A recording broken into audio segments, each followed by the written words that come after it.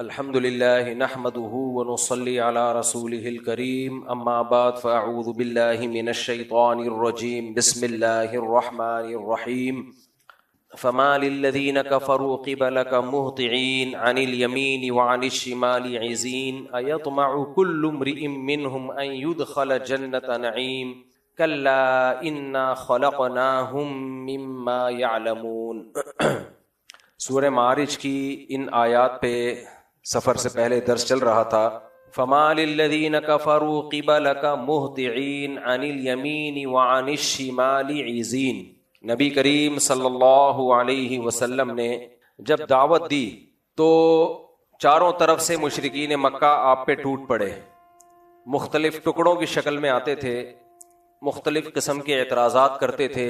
बाज़ मुशरिकीन का ख्याल ये था कि हमें अल्लाह ने दुनिया में इतनी दौलत दी है, इतनी इज्जत, इतनी शोहरत, इतना सब कुछ दिया, तो ये कैसे हो सकता है कि अगर आखिरत कायम हुई तो हमें वहां कुछ नहीं मिलेगा। अगर अल्लाह हमसे नाराज है तो अल्लाह हमें दुनिया में ही ना देता। जब दुनिया में इतना कुछ मिल रहा है तो आखिरत में भी हमें मिलेगा।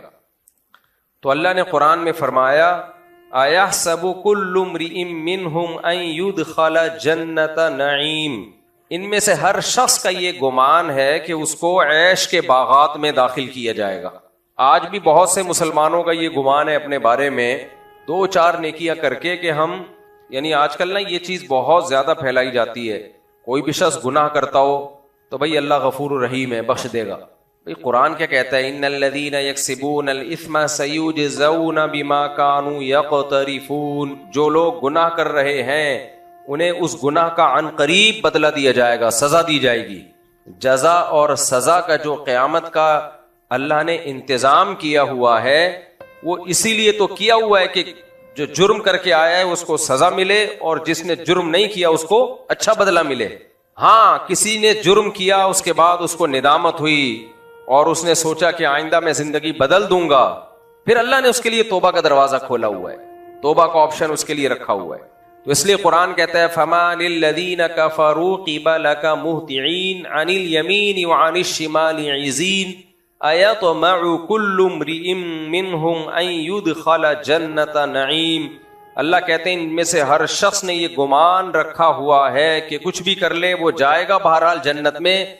कल्ला, हरगिज़ ऐसा नहीं है। इन्ना ख़लक़नाहुम मिम्मा यअलमून। हमने इनको जिस चीज से बनाया है इन्हें मालूम है।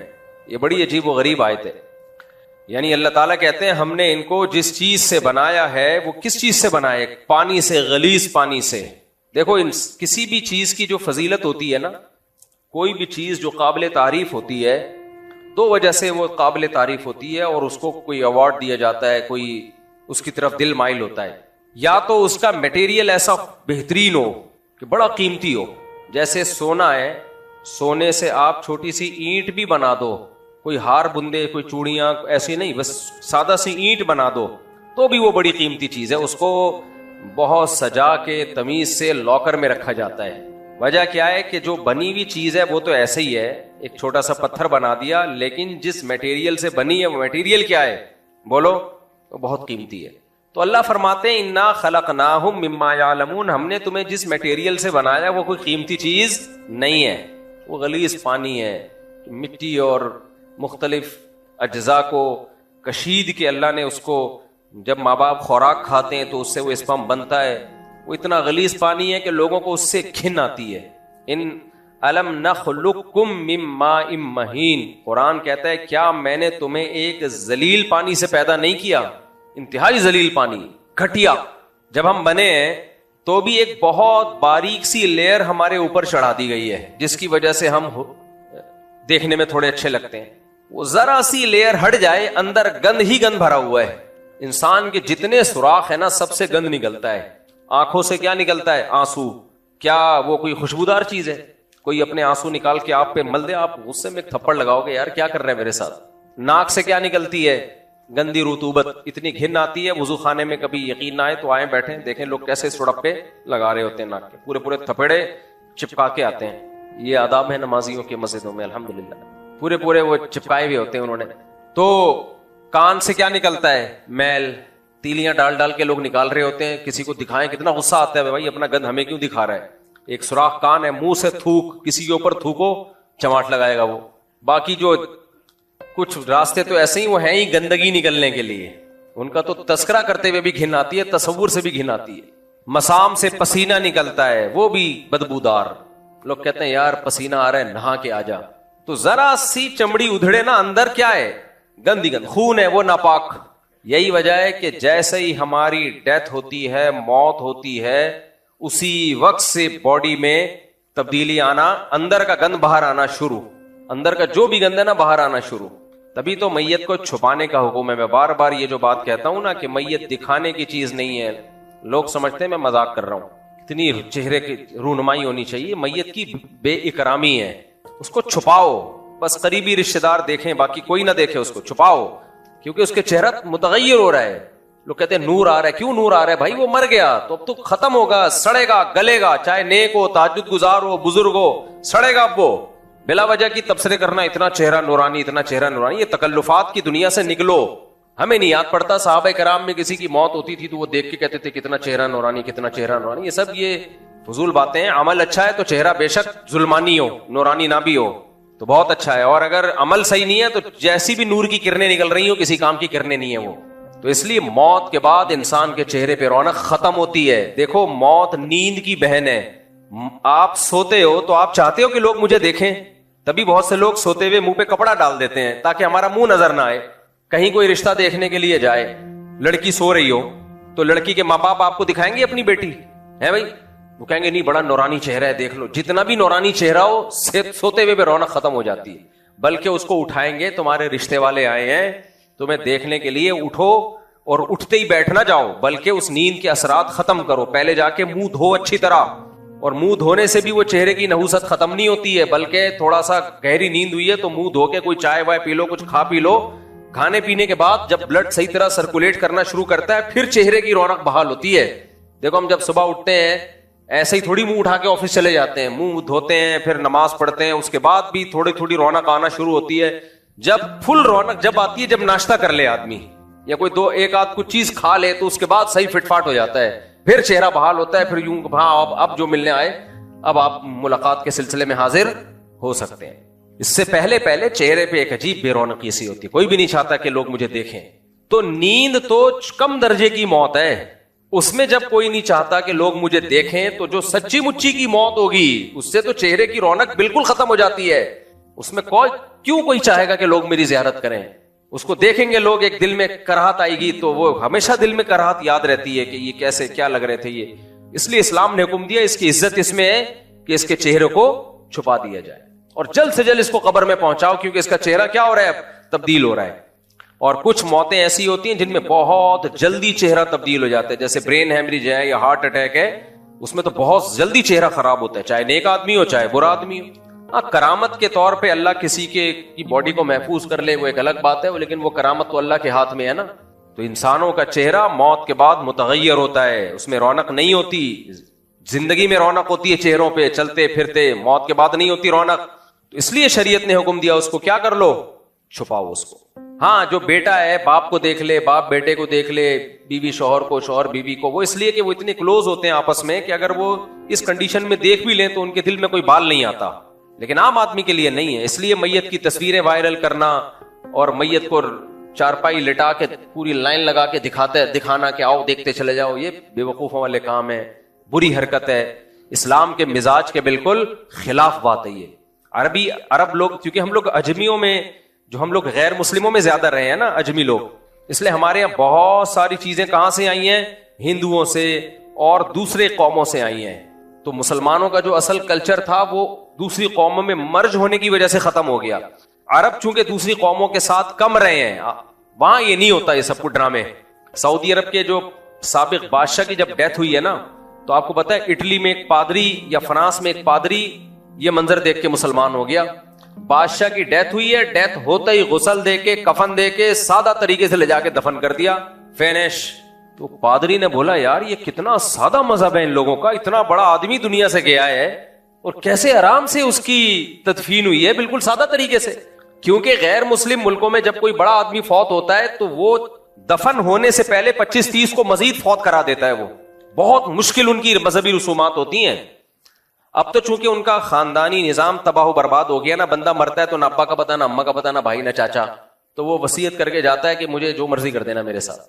तो उसमें जो डॉक्टर लोग हैं उसके गुर्दे, फेफड़े, कलेजी वलेजी, घुटने मुटने निकाल के फ्रीज कर दिए कि भाई बाद में किसी जिसके फिट आ गए उसको लगा देंगे, बाकी बॉडी को वो जला देते हैं, राख जो है फिर वो जमीन में डाल देते हैं। तो वो खुद ये वसीयत कर रहे होते हैं। कुछ कहते हैं नहीं मेरी पूरी बॉडी को जला दिया जाए, तो ओवन है वहां पे, तो क्यों, खानदानी निजाम तबाह हो गया ना, पीछे कोई रोने वाला तो है ही नहीं, तो वो क्या रोएगा, तो क्या मैयत की मुंह दिखाई गया, वो रख भी दे तो कोई नहीं आके देखेगा। ऐसा हो रहा होता है, अब्बा की डेथ हो गई, बच्चे को बताया, बोलता है दफना दे भाई। ये सेटअप मार्केट में क्या हो रहा है, और यहां भी आ रहा है आहिस्ता आहिस्ता। जब नस्लें रोकोगे एक एक दो दो बच्चे, तो खानदानी निजाम क्या होगा, इससे खत्म, फिनिश। पहले 2 बच्चे होंगे, फिर 1 होगा, फिर 1 भी नहीं होगा। लोग कहेंगे जब बच्चे बुरी चीज है तो फिर 1 भी क्यों। जापान में हो गया ना ये, इटली में हो गया, जापान में हो गया, अमेरिका में जो बहुत से लोग थे उनके दरमियान उनमें भी ये हो गया है। तो अब उसका नतीजा निकल रहा है कि गवर्नमेंट जो है वो पैसे दे दे के कह रही है भाई बच्चे पैदा करो। वो लोग कहते हैं जाओ, तो पागल नहीं, हम बच्चे पैदा करेंगे, लाइफ को एंजॉय करने दो। क्योंकि उन्होंने एक दफा उनके दिमाग में ये डाल दिया कि ये बच्चा नेमत नहीं है, ये बोझ है। हमारी शरीयत ने हमारे दिमाग में क्या डाला, ये बोझ नहीं है, ये क्या है, गिफ्ट है, यह हबू हिबा है, गिफ्ट है। तो गिफ्ट तो जितना आए अच्छा होता है ना भाई, जितना भी गिफ्ट आए ना, जगह ना भी हो आदमी कहते हैं आने दो, बैग में जगह ना भी हो आदमी कहता है आने दो, तो बाद में देखेंगे इसका करना क्या है। खैर, तो उन मुल्कों में तो अब ये सेटअप शुरू हो गया है। जापान में भी कब्रिस्तान है, इतनी सी कब्र होगी, पूरा खानदान 8-10 नस्लों का उसमें समा जाएगा। वो परदादी की राख है, ये नानी की राख है, एक बोतल में आती है, ढक्कन में आ जाएगी। अब और जब मजीद साइंस तरक्की करेगी ना, तो अभी पूरी इंसान की राख एक बोतल में आ रही है। साइंस जब जापान में मजीद साइंस तरक्की करेगी तो पूरी राख एक ढक्कन में आ जाएगी। उसके बाद एक USB होगी, मेरा ख्याल है सॉफ्टवेयर होगा लाश का, राख की भी जरूरत नहीं है, वो डिजिटल फॉर्म में आ जाएगी। नंबर होंगे, आपके दादा का नंबर है 0132, ये आपके दादा हैं, कहां है ये, बस डिजिटल फॉर्म में है। ये दुआए मगफिरत करनी है, या अल्लाह 0132 की मगफिरत फरमा। ठीक, ये डिजिटल फॉर्म। हमारे अब तक पूरा मुर्दा होता है, जमशेद, गफ्फार, जो भी अल्लाह सबकी जिंदगी दे, लेकिन जो मर चुके हैं उन जमशेद की बात कर रहा हूं। पूरा बाकायदा proper A to Z, sir से लेके पांव तक पूरा बाकायदा मुर्दा होता है, सारे पुर्जों के साथ। इसीलिए तो बहुत से लोग जनाजे को चारपाई को कंधा नहीं देते, क्योंकि इतने सेहतमंद होते हैं बाज लोग, कंधा देने में अगले को डर होता है कि अगला जनाजा मेरा ना हो। एक भारी भरकम आदमी का इंतकाल हो गया ना, तो उस लोगों ने कहा, उसके बच्चों ने कहा भाई कंधा दो। लोगों ने कहा हमने थोड़ी मारा है भाई, तो इसलिए कि वो उठाने में बड़ी टेंशन हो रही थी। तो कहां से कहां बात चली जाती है, देखो यार। हाँ, नहीं आ रहा हूं, इस तरफ आ रहा हूं, बहुत पीछे चले गए आप थोड़ा सा। हाँ, मैं ये अर्ज कर रहा था हाँ, मैं याद आया मुझे, तो गैर मुस्लिमों के हाथ तो मैयत की रूनमाई इसलिए खत्म हो गई, खानदानी निजाम ही तबाह हो गया। लेकिन उनमें जो फैमिली वाले लोग हैं ना, उनके यहाँ फिर बहुत मुश्किल है भाई। मेरा दिल चाहता मैं व्लॉग बनाऊं कि यार इनकी मैयत की रसूमात देखो, 2-2, 3-3 हफ्ते, 1-1 महीना। और अगर कोई वजीर या रॉयल फैमिली का कोई बंदा, अभी वो जो बरतानिया की मलका फौत हुई थी, उसकी डेथ जब हुई है तो कितने महीने बाद उसको दफन किया है। इतना लंबा उनकी मैयतों का प्रोटोकॉल होता है। इंसान कहता है अल्लाह तेरा कितना फजल हो गया, तूने हमें इस्लाम दिया। और ठीक ठाक खर्चा होता है। जो क्रिश्चियन, जो मसीही लोगों में जो फैमिली वाले लोग हैं, खानदानी लोग हैं, बड़ी फैमिलियां हैं, लाखों रुपए मैयत की तदफीन पे खर्चा होता है। जब मर गए तो फिर उसको सूट बूट टाई, और ताबूत भी महंगा वाला होता है, ठीक ठाक महंगा ताबूत, फिर उसको लाके रखा जाएगा, फिर वो काफिले आएंगे, फिर ये होगा, फिर वो होगा, पता नहीं क्या, कुछ पादरी आएगा, फिर वो पढ़ता रहेगा कुछ ना कुछ। 1 से 1.5 हफ्ता तो कम से कम लगेगा। फिर उसके फजाइल पे कॉन्फ्रेंस मुनक़िद की जाएगी कि ये क्या क्या किया करते थे, क्या क्या इनकी कारगुजारियां थी। उसके बाद जाके उसको प्रोटोकॉल के साथ दफन किया जाएगा। इस्लाम ने इन सब चीजों को नाजायज करार दे दिया। क्या करार दे दिया? नाजायज। और हमें हुक्म दिया कि जब किसी की डेथ हो फौरन उसको दफना दो। और दफनाने के लिए कोई सूट बूट की जरूरत नहीं है, कोई 3 पीस सूट, शलवार कमीज, ना ना ना, ये जिंदों के लिए है। मुर्दे के लिए क्या है? मर्द है तो 3 चादरें, औरत है तो 5 चादरें, बस उसमें पर्दा ज्यादा है। 5 चादरों में, उसके लिए सफेद होना भी जरूरी नहीं, बेहतर है सफेद हो, किसी भी कलर की मिल जाए, चादर हो, सिला हुआ कपड़ा नहीं होगा। आसान रखा ना उसको। और फौरन दफनाओ, फौरन से पहले। हाँ, यकीन हो कि मर गया है, ऐसा ना अभी पता ही ना हो, सो रहा हो और आपने उठा के दफना दिया, बाद में वो निकल के आया, आप कह रहे मैं समझा तू मर गया है। क्योंकि 2 वाकयात मेरे इल्म में हैं कि वो मरा नहीं था और लोगों ने समझा कि मर गया है। एक वाकया तो मैं भूल गया, लेकिन दूसरे की तफसील मुझे याद है, वो तो हमारे सामने सामने का है। हमारे एक दोस्त की, ये मैंने पहले भी बयान में बताया है, हमारे एक दोस्त की सास साहिबा की डेथ हुई। उनका फोन मेरे पास आया कि मेरी सास का इंतकाल हो गया है। अब्बासी हॉस्पिटल था या सिविल हॉस्पिटल से उनकी मैयत हॉक्सवे रोड की तरफ जा रही थी। उन्होंने बताया कि तंबू वंबू घर के बाहर लगा दिया, रास्ते में कोई झटका आया है टाइट वाला, सास साहिबा हिलना जुलना शुरू कर दिया। उन्होंने पता चला कि वो इंतकाल नहीं हुआ था, वो सत्ता हुआ था। तो शुक्र है वहीं नहीं दफना दिया उन्होंने। तो वो अगर यानी कोई ऐसे किसी सत्ते वाले को दफना दिया जाए, वो तो कब्र में जाके तो वैसे ही मर जाएगा वो बेचारा, वरना कब्र उखाड़ के अगर बाहर आ गया ना, तो जितने उसको देखेंगे वो कंफर्म मरेंगे, वो समझेंगे कि ये मुर्दा है जो कब्र से निकल के आ गया। खैर जी, तो जब यकीन हो जाए कि ये इसकी मौत वाक़ई हो गई है, यकीन हो जाए, तो कितना आसान रखा है शरीयत ने, कितना आसान रखा। देखो यार, बात मौजू हट तो रहा है, लेकिन बार बार ना एक बात आती है कि हमारा दीनदार तबका किधर को जा रहा है। जितना इस्लाम में सादगी है, उतना ही मजहबी तबके ने मजहबी रसूमात ऐसी निकाल ली है कि सादगी तो कहीं नजर ही नहीं आती। रबीउल अव्वल में देख लो, कहीं से लगता है कि सादगी है इस्लाम में। कैसी रसूमात होनी है रबीउल अव्वल में, बत्तियां और ये और वो, जी मजहब के नाम पे। मुहर्रम में देख लो, कहीं से नजर आती है सादगी। कितना आसान रखा है इस्लाम ने, फोकस किया है भाई मजहबी रसूमात कैसी होंगी, सादा होंगी। मस्जिदें देख लो, नबी करीम सल्लल्लाहु अलैहि वसल्लम के दौर में, आज मस्जिदों में जाओ, आदमी कहता है पता नहीं मस्जिद में आया हूं या किसी रॉयल फैमिली के जो है ना किसी के महल में आ गया हूं मैं। इस्लाम में मस्जिदों में देखो, ईसाइयों के चर्चों में डेस्क होते हैं, मुसलमानों की मस्जिदें हमेशा से जमीन पे बैठो। ये सादगी है या नहीं है? तभी तो मैं कहता हूं ये कुर्सियों के रिवाज जो माजूर है वो तो एक अलग बात है, लेकिन जिस तेजी से कुर्सियों का रिवाज बढ़ रहा है ना, ऐसा ना हो कि कल सब यहां नमाज में डेस्क रखे हुए हों लाइन से, और पीछे मेज कुर्सियां लगी हुई हों, और इमाम साहब के लिए नमाज में इमामत के लिए उधर मुंह करके सोफा रखा हुआ हो, इधर मौजिन के लिए अलग वीवीआईपी सोफा, इमाम के लिए अलग बटन वाला, वो जो बिजनेस क्लास में होता है ना जहाज में, जैसे चाहो उसको सीट को अपने हिसाब से एडजस्ट कर लो। इमाम साहब ने जरा लंबी नमाज पढ़ाई तो थोड़ा यूं किया, थोड़ा पीछे हो गए, ठीक है ना। तरावी में लेट के तरावी पढ़ा रहे हैं वो, तो मुझे लग रहा है ये हो जाएगा। 1400 साल हो गए भाई, मुसलमान कहां बैठते हैं, कोई माजूर है तो एक अलग बात है। तो अब देखो मैयत पे भी कितनी सादगी रखी। बड़े से बड़े आदमी की डेथ हो जाए, गुसल, ये उसको प्रोटोकॉल दिया जा रहा है, गुसल दो। गुसल में भी आसानी रखी है कि 3 दफा उसकी बॉडी पे पानी बहाओ, कुल्ली और नाक में पानी नहीं, क्योंकि उसको निकालना मुश्किल होगा, तो बस रुई गीली करके घुमा दो, और उसको ले जाके सादा कब्र खोदो बगैर ताबूत के। भाई क्यों ताबूत पे खर्चा कर रहे हो? और ताबूत जगह ज्यादा घेरता है, एक बंदे ने दफन होना है, जगह 4 बंदों की घेर के दुनिया से जा रहा है वो। तो एक बंदा है तो एक बंदे ही की बराबर कब्र खुदेगी, उस कब्र में रखा।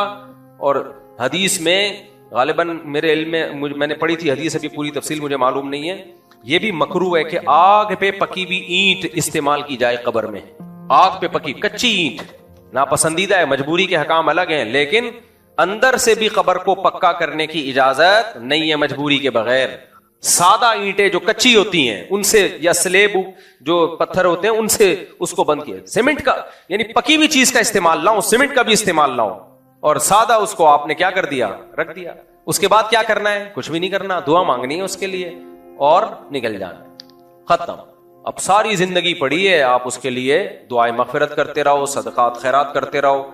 हमने कितनी टेंशनों में मैयत के लवाहिकीन को डाल दिया कि दफन करके आओ, सबसे पहले खाना, 3 दिन तक लंगर चलते हैं, खाने चलते रहते हैं, तंबू लगे होते हैं, लोग आ रहे होते हैं ताजियत के लिए, बैठ जाते हैं धरने मार के, 2-2, 3-3 दिन तक बैठे रहते हैं, और फिर दुआओं का प्रोग्राम चलता रहता है, फिर आते रहते हैं, जाते रहते हैं, आते रहते हैं, जाते रहते हैं। जो जिस बंदे के यहाँ मैयत हुई है ना, वो ऐसी टेंशन में आता है, दुनिया के किसी काम का नहीं रहता वो शख्स।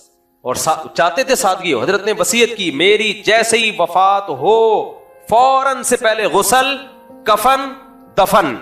पब्लिक का इंतजार नहीं करना कि ज्यादा बड़ा मजमा हो, जनाजे के लिए मजमे का इंतजार नहीं करना। देखो जितने ज्यादा लोग जनाजा पढ़े मैयत को फायदा होता है, लेकिन ये जो उसी वक्त जितने जमा हो जाएं, इंतजार कर करके ना कि ताकि ज्यादा से ज्यादा लोग आए, ज्यादा से ज्यादा लोग आए, ये सुन्नत के खिलाफ है ऐसा मजमा। ज्यादा मजमा जब फायदा देगा मैयत को कि जब वो सुन्नत के मुताबिक हो, आपने मैयत को दफन करने में ताखीर न की हो। इतनी ताखीर जितनी कब्र खुदने में ताखीर होती है, इतनी ताखीर तो ठीक है, फिर जितने ही लोग आ जाएं इससे ज्यादा ताखीर ठीक नहीं है।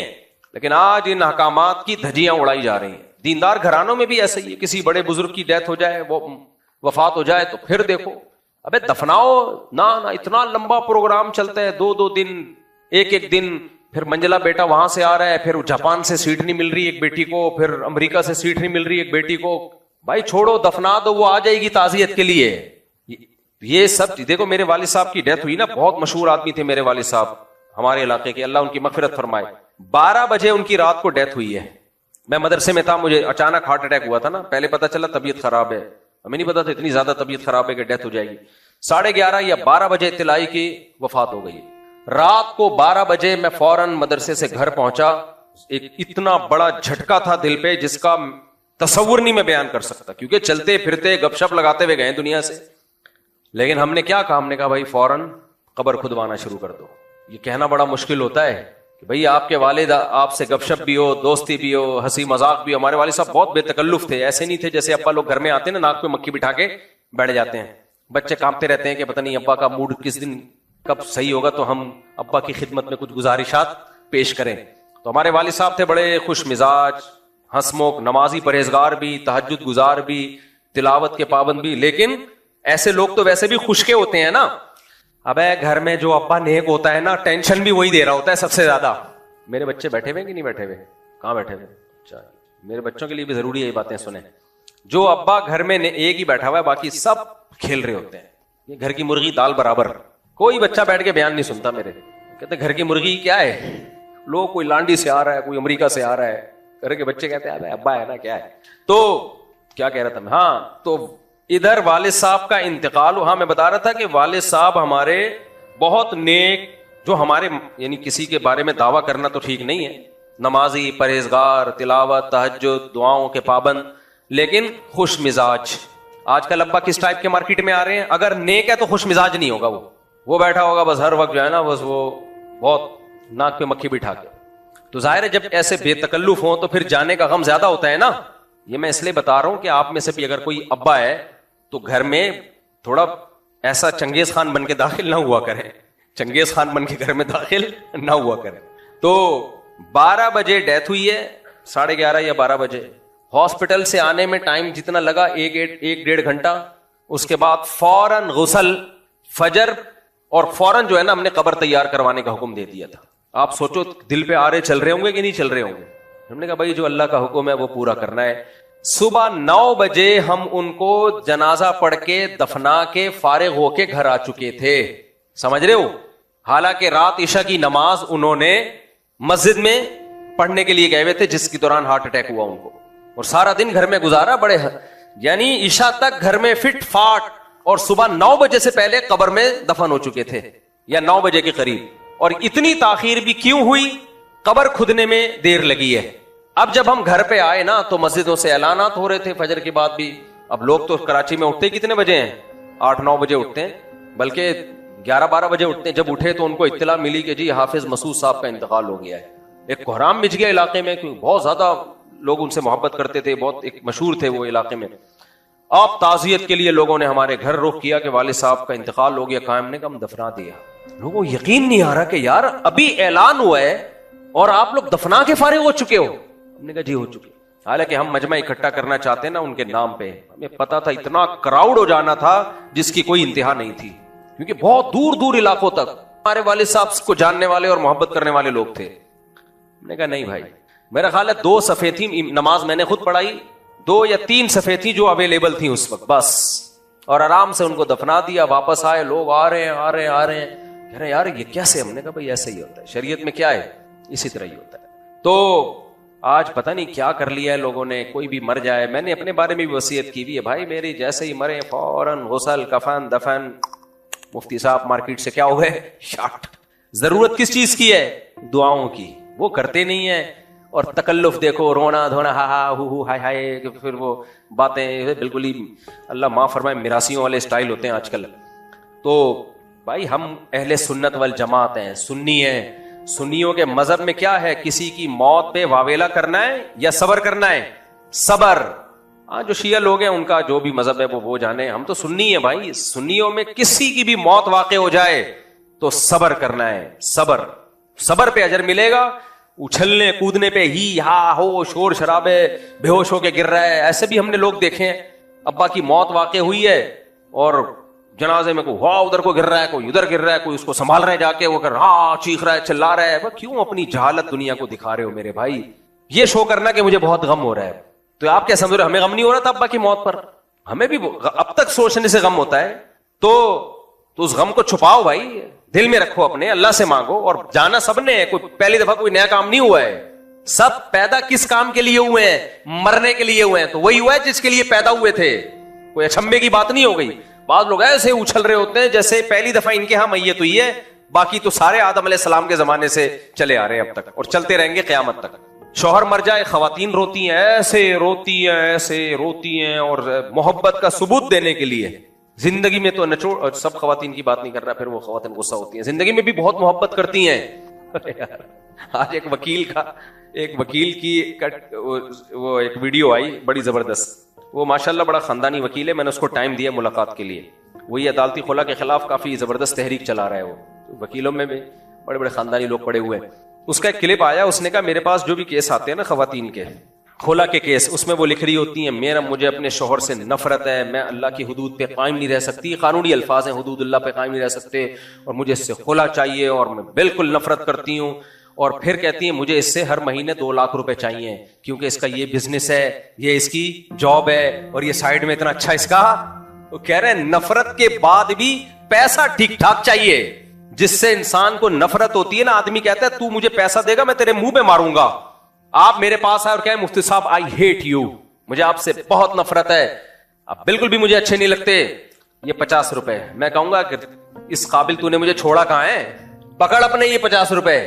हाँ, अगर आप कहोगे मुफ्ती साहब आई लव यू, मुझे आपसे बहुत मोहब्बत है, ये 50 रुपए, वो 50 या 25 भी होंगे, मैं कहूंगा यार माशाल्लाह, आंखों से लगाऊंगा। यही हो रहा है ना आजकल मार्केट में। हो क्या रहा है, अदालतों में खवातीन जाती है, 2 टके का आदमी नहीं है, मुझे इससे नफरत है, मुझे 1.5 करोड़ रुपए चाहिए इससे। तो उस वकील, सब खवातीन की बात नहीं कर रहा, सब जाती भी नहीं अदालत में, और कुछ जाती हैं तो वाकई वैलिड रीजन भी होती है, तो इसलिए बहुत कम खवातीन हैं जिनके बारे में उसने ये बात की है। तो क्या बात चल रही थी? देखो आज बहुत टाइम में जा रहा हूं मैं, असल में मेरा दिमाग किसी और मौजू की तरफ अटका हुआ है। हाँ, वकील साहब से तो मुलाकात करनी है, वही अदालती खुला पे कह रहे थे, अगले जुम्मे मैंने टाइम क्या, हाँ कफन दफन की बात चल रही थी। तो इस्लाम ने इतनी सादगी रखी है भाई किसी की। हाँ, वो मैं बता रहा था, खवातीन को शौहर से जब मर गया तो हाँ ऐसा, असल में खवातीन को दूसरी औरतों को दिखाना होता है कि हमें बहुत गम हुआ है।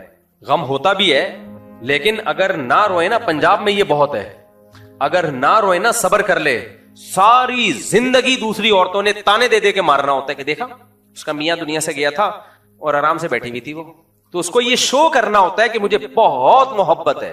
तो भाई छोड़ो, अल्लाह को दिखाओ, और अल्लाह को सबर करने वाली पसंद है, सबर ना करने वाली अल्लाह को पसंद नहीं है।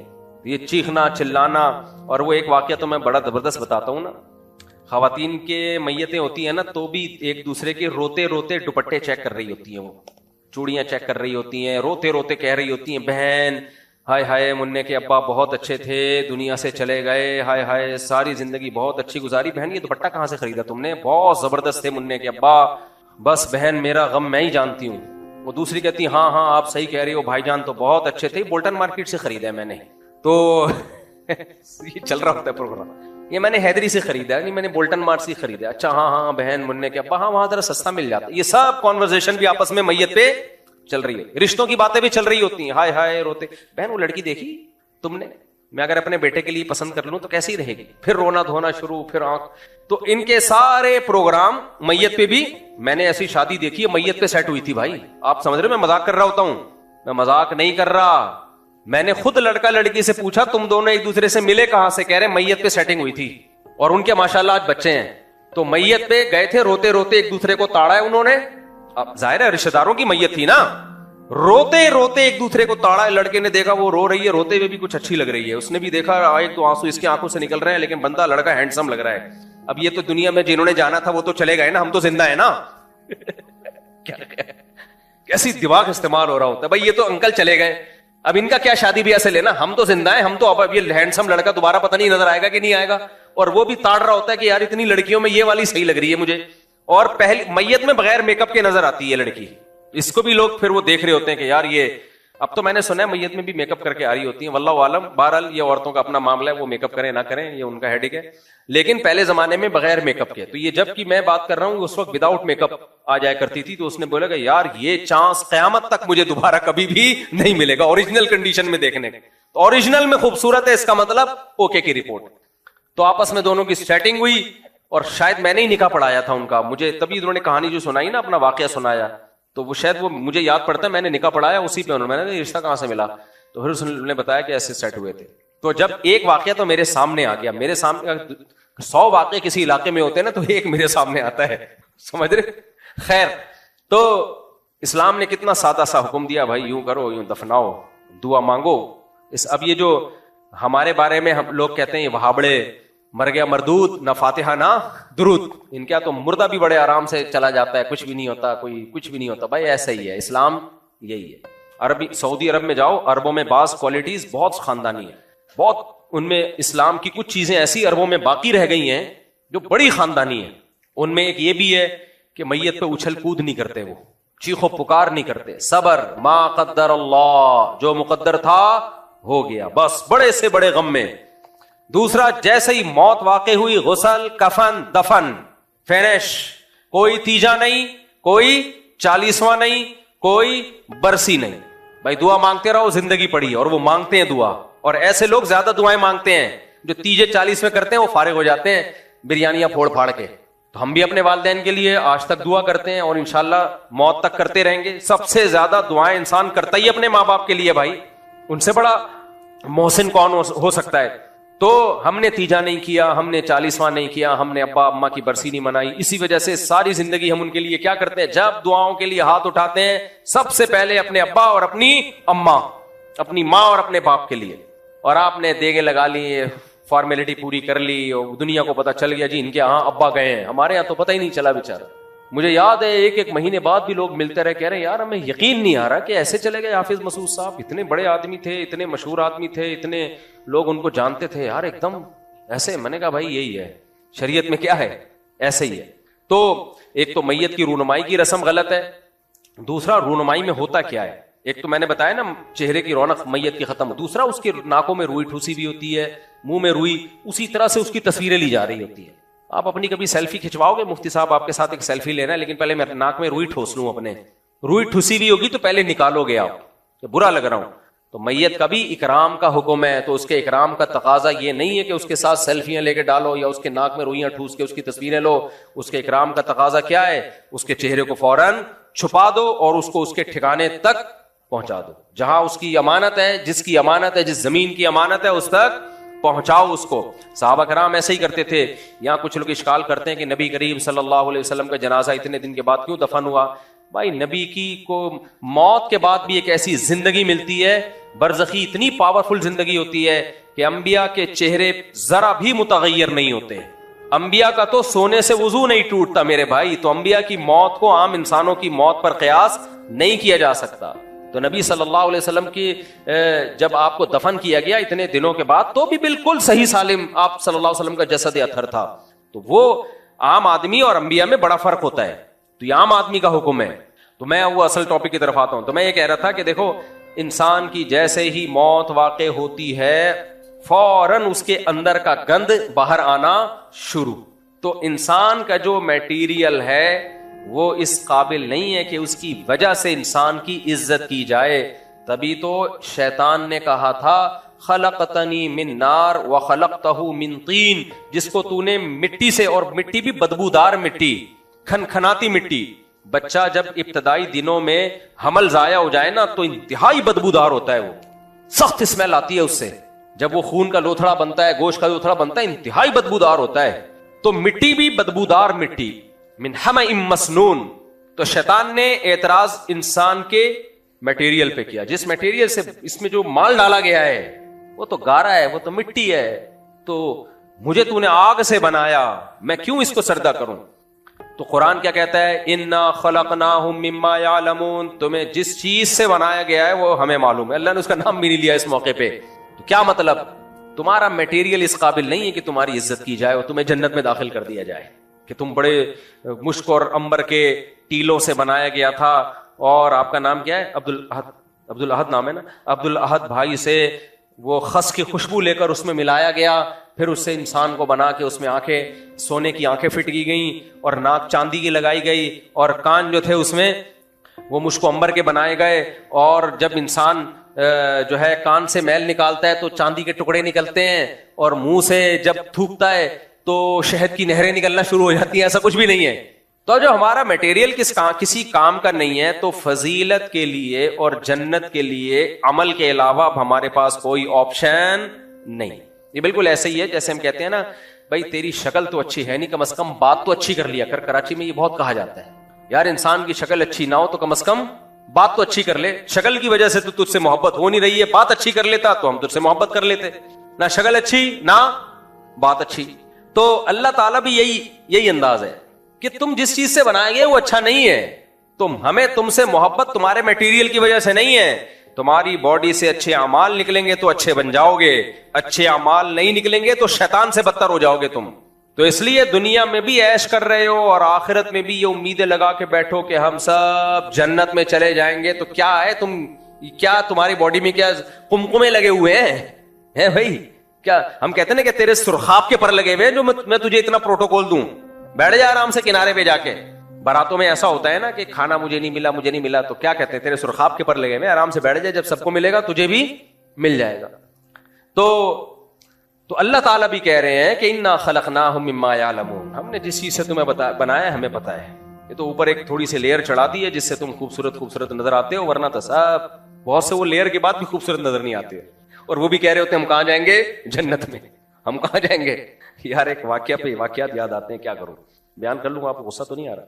मुझे लग रहा है आपका मूड ऑफ लग रहा है, कुछ महसूस हो रहा है मुझे।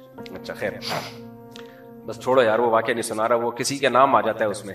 एक साहब आए, वो थी ना फंकारा, नहीं है राबिया, अबे राबिया बसरी नहीं हुए यार, एक जिस बेचारी ने तौबा ताइब की थी, राबिया पीरजादा है या कुछ, अबे नहीं, एक एक्टर है, एक्ट्रेस है, बहरहाल एक एक्ट्रेस है गालिबन राबिया। एक नाम का एक हिस्सा मुझे याद है, तो अगला हिस्सा मुझे याद नहीं। तो कोई खूबसूरत अदाकारा है। तो एक दिन क्या हुआ, मेरी मुलाकात हुई थी ना लाहौर में, उसने मुझे शुक्रिया अदा करने के लिए बुलाया था कि आपने मेरे फेवर में बयान दिया तो अल्लाह ने मुझे तौबा की तौफीक दी। तो अब वो तस्वीर भी वायरल हो गई, मेरे साथ कुछ लोग भी थे, तो मुलाकात की उसने, तो वो तस्वीर वायरल हुई। उन्हीं दिनों में एक शख्स आया, किसी का मजाक नहीं उड़ा रहा मैं, आपको क्या पता किसकी बात हो रही है, इसलिए कोई गीबत नहीं है। ये गीबत जब होती है जब पता तो हो ना किसकी बात हो रही है। माशाल्लाह अच्छा आदमी था, लेकिन कंफर्म अंधेरे में नजर नहीं आता। वो अगर अंधेरे में उसको खड़ा कर देते तो वो बंदा नजर नहीं आता। और डेंटिंग पेंटिंग का भी काफी काम था उसमें, रिपेयरिंग, मेरा तो मशवरा ही थे पूरा रिपेयर होगा ये, लेकिन बहरहाल इतना था कि डेंटिंग पेंटिंग से बाज लोगों की राय ये थी कि नहीं सेट हो। मेरा ख्याल ये था कि इसको खोल के दोबारा जोड़ना पड़ेगा, ये रिपेयरिंग से ठीक होने वाला नहीं। अब मेरा स्टाइल है यार इस तरह बात करने का, क्या करूं मैं, तो आपको कहानी बता रहा हूं ना, जब तक मैं ये नहीं तड़का जाऊंगा आपको समझ में नहीं आएगा। अब वो एडमिन को, हमारे उस्मान को तंग कर रहे हैं, बार बार मुफ्ती साहब से मिलना है, बहुत जरूरी काम है, एक दफा 2 दफा। मैंने कहा मेरे ये कि स्केजुअल होता है तो मैं लोगों को कहता हूं कि अगली दफा में कुछ जैसे टाइम देता हूं ना मुलाकात का, तो अब इतने लोग हैं तो अब अगली दफा में, ऐसे मैं उसको टालता फिर मैंने कहा अब इसको टाइम दे दो यार। तो काम क्या, कह रहे बहुत जरूरी काम है, मुफ्ती साहब से कहें बहुत जरूरी काम है। तो मैंने उस्मान से कहा कि यार आप इससे काम की नौयत तो पूछो, तो मैं इसको फिर टाइम देता हूं। तो उस्मान ने नौयत पूछी, मुझे बताया कि वो कह रहा है कि मैंने मुफ्ती साहब से कहें कि मेरी उससे शादी करा दें, वो जो क्या नाम था, राबिया करके कुछ, राबिया पीरजादा है पता नहीं, लाहौर में होती हैं। तो ये आपसे एक रिक्वेस्ट लेके आया हूं और इतने दिनों से मैं इसी सिलसिले में आपसे मुलाकात चाह रहा था, मेरी बड़ी ख्वाहिश है। तो इसको क्या कहता है, मैंने कहा तू मुझे भी पिटवाएगा, कह रहे नहीं पैगाम भेज देना ट्राई करके देखने में। मैंने कहा अल्लाह के बंदे, मैंने कहा अब इसको दोबारा खोल के जोड़ो उस्मान भाई, अब ये रिपेयरिंग से, ये सॉफ्टवेयर का मसला है, ये सिर्फ ऊपर का मटेरियल का मसला नहीं है, इंटीरियर में भी क्या है। मैंने कहा इसको बोलो खुदा के बंदे, वो तुझसे क्यों शादी करेगी अल्लाह के बंदे। तो खैर मुझे नहीं पता फिर बेचारा कहां चला गया। हमारी दुआ है अल्लाह ताला उसकी वहां शादी करा दे जो उसके लिए बेहतर हो। लेकिन बहरहाल फिर मैंने कहा कि यार ये रिपेयरिंग का केस नहीं है, ये बाकायदा खोल के दोबारा इसको जोड़ना पड़ेगा और सॉफ्टवेयर भी इसमें दूसरे डालने पड़ेंगे, अपडेट होने से भी काम चलेगा। लेकिन बहरहाल कॉन्फिडेंस को सलाम है, कॉन्फिडेंस तो एक क्वालिटी तो है ना, कॉन्फिडेंस तो था उसका। खैर असल में जब इश्क सवार हो जाता है ना तो फिर इंसान पागल हो जाता है। उसको इश्क हो गया था, असल बात ये। और ये इश्क माशिकों में ये नॉर्मल है। तो जब इश्क हो जाए ना किसी का, तो इसलिए तो शरीयत ने औरत को पर्दा करने का हुक्म दिया भाई। वो टीवी में भी देख देख के भी आशिक हो जाते हैं। वो आशिक हो गया, उसकी नींदें उड़ गई बेचारे की, तो उसको ये उम्मीद हो गई कि शायद हो जाए। जब आशिक होता है ना उसको उम्मीदें हो जाती हैं। तो मैंने कहा तू आशिक हो गया, मुझे क्यों पिटवा रहा है भाई तू। उसको पैगाम भेजूंगा, मेरे पास नंबर भी था उनका। मैंने कहा पैगाम भेजूंगा, बोलेंगे वो पहले तो वो कहेगी मुफ्ती साहब ड्रामा कर रहे हैं मेरे साथ, मजाक कर रहे हैं मेरे साथ। खैर तो मैं यस कर रहा था भाई, हम सब चाहे कोई खूबसूरत हो चाहे बदसूरत हो, ये तो अल्लाह ने बारीक सी लेयर लगा दी है। कुरान क्या कहता है, वजूहुं यौमइज़िन मुस्फिरा, बहुत से स्याह चेहरे क़यामत के दिन क्या होंगे, सफेद। बहुत से बदसूरत क़यामत के दिन क्या होंगे, खूबसूरत। क्योंकि क़यामत के दिन जो चेहरे पे रौनक आएगी ना, वो सच्ची मुच्ची की रौनक होगी, वो आमाल की होगी। बहुत से बदसूरत लोग अल्लाह की नजर में बहुत खूबसूरत होते हैं, बहुत से खूबसूरत लोग अल्लाह की नजर में बहुत बदसूरत होते हैं। तो इसलिए कुरान ने कहा कि हमने तुम्हें जिस मटेरियल से बनाया है वो हमें मालूम है, ये इस काबिल नहीं है। तभी शैतान ने एतराज किया था कि मैं क्यों इसको सजदा करूं। तो वजह उसकी यही थी भाई, ये अमाल, ये क्या करेगा, ऐसे अमाल करेगा कि दुनिया रश करेगी इसके ऊपर। ये बुराइयों से बचेगा, ये नमाज कायम करेगा, ये बूढ़े माँ बाप की खिदमत करेगा, ये जिना से बचेगा, बदनजरी से बचेगा, रिश्वत से बचेगा, चोरी से बचेगा। हालांकि ये तमाम ख्वाहिशात इसके अंदर कूट कूट के भरी हुई होंगी, लेकिन ये कैरेक्टर में एक नंबर होगा। एक नंबर किरदार का आदमी जितना मर्जी बदसूरत हो, लेकिन कैरेक्टर अल्लाह की नजर में उसको ऊंचा कर देगा। और दो कितने खूबसूरत है दुनिया में हमने देखे हैं, बदकिरदार होते हैं, बस और झूठ बोलते हैं और धोखा देते हैं लोगों को, नमाज छोड़ते हैं, कजा करते हैं नमाज, कोई अहमियत नहीं उनके, बल्कि नमाजों का मजाक उड़ाते हैं। तो कितना मर्दी हैंडसम हो, खूबसूरत हो, अल्लाह ने क्या करना है। तो अल्लाह कहते हैं हमने तुम्हें जिस मटेरियल से बनाया ना वो हमें मालूम है। तो अच्छा अमल करके अच्छे बन सकते हो और जन्नत के हकदार बन सकते हो। तो मुशरिकीन मक्का जो अपनी सेहत पे, खूबसूरती पे, मालो दौलत पे नाज कर रहे हैं, अल्लाह ने कहा ये नाज बनता नहीं है तुम्हारा। अमल लेकर आओगे तो आखिरत मिलेगी, अमल नहीं लेकर आओगे तो आखिरत में कोई हिस्सा नहीं है तुम्हारा। तो मेरे भाई ये मुशरिकीन के बारे में नाजिल हुई, लेकिन आज हम भी इसी खुशफहमी में मुब्तला है। दुनिया में अल्लाह को वही याद करता है जो किसी परेशानी में आ जाए, फिर वो समझता है कि यार आखिरत में भी कुछ परेशानी हो सकती है। लेकिन दुनिया में जिसको खुशियां मिल रही हैं, सारी हाजतें पूरी हो रही हैं, सब कुछ, सारी जरूरतें पूरी हो रही हैं, सबसे ज्यादा अल्लाह से गाफिल भी वही होता है।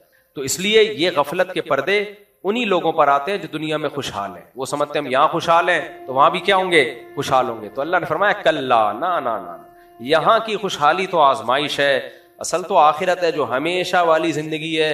यहाँ अच्छा करोगे तो वहां अच्छा मिलेगा, यहाँ बुरा करोगे तो वहां अंजाम बुरा होगा तुम्हारा। आगे अल्लाह ताला इस इन्हीं आयतों में फरमाते हैं इन्ना खलकनाहुम मिम्मा यअलमून फला उक़सिमु बिरब्बिल मशारिक़ि वल मग़ारिबि इन्ना लक़ादिरून अला अन नख़लुक़ मिस्लहुम। क्या आयत है, फला उक़सिमु बिरब्बिल मशारिक़ि वल मग़ारिबि इन्ना लक़ादिरून अला अन नख़लुक़ मिस्लहुम अला अन नुबद्दिला अमसालहुम अला अन नुबद्दिला गैरहुम। आगे पूरी आयत पढ़ लेते हो ना, तो तरसा क्यों रहा है। अला अन नुबद्दिला खैरम मिनहुम वमा नहनु बिमस्बूक़ीन। हाँ, फला उक़सिमु बिरब्बिल मशारिक़ि वल मग़ारिबि इन्ना लक़ादिरून अला अन नुबद्दिला खैरम मिनहुम वमा नहनु बिमस्बूक़ीन। आगे अल्लाह कहते हैं कि मैं कसम उठाता हूं मशरिकों के रब की और मगरिबों के रब की। कुरान में मशरिक मगरिब का लफ्ज 3 तरह से इस्तेमाल हुआ है। एक रब्बुल मशरिकी वल मगरिब, अल्लाह मशरिक का भी रब है और मगरिब का भी। तो एक मशरिक और एक मगरिब, यानी एक ईस्ट और एक वेस्ट। सूरह रहमान में आता है रब्बुल मशरिकैन व रब्बुल मगरिबैन, 2 मशरिक और 2 मगरिब।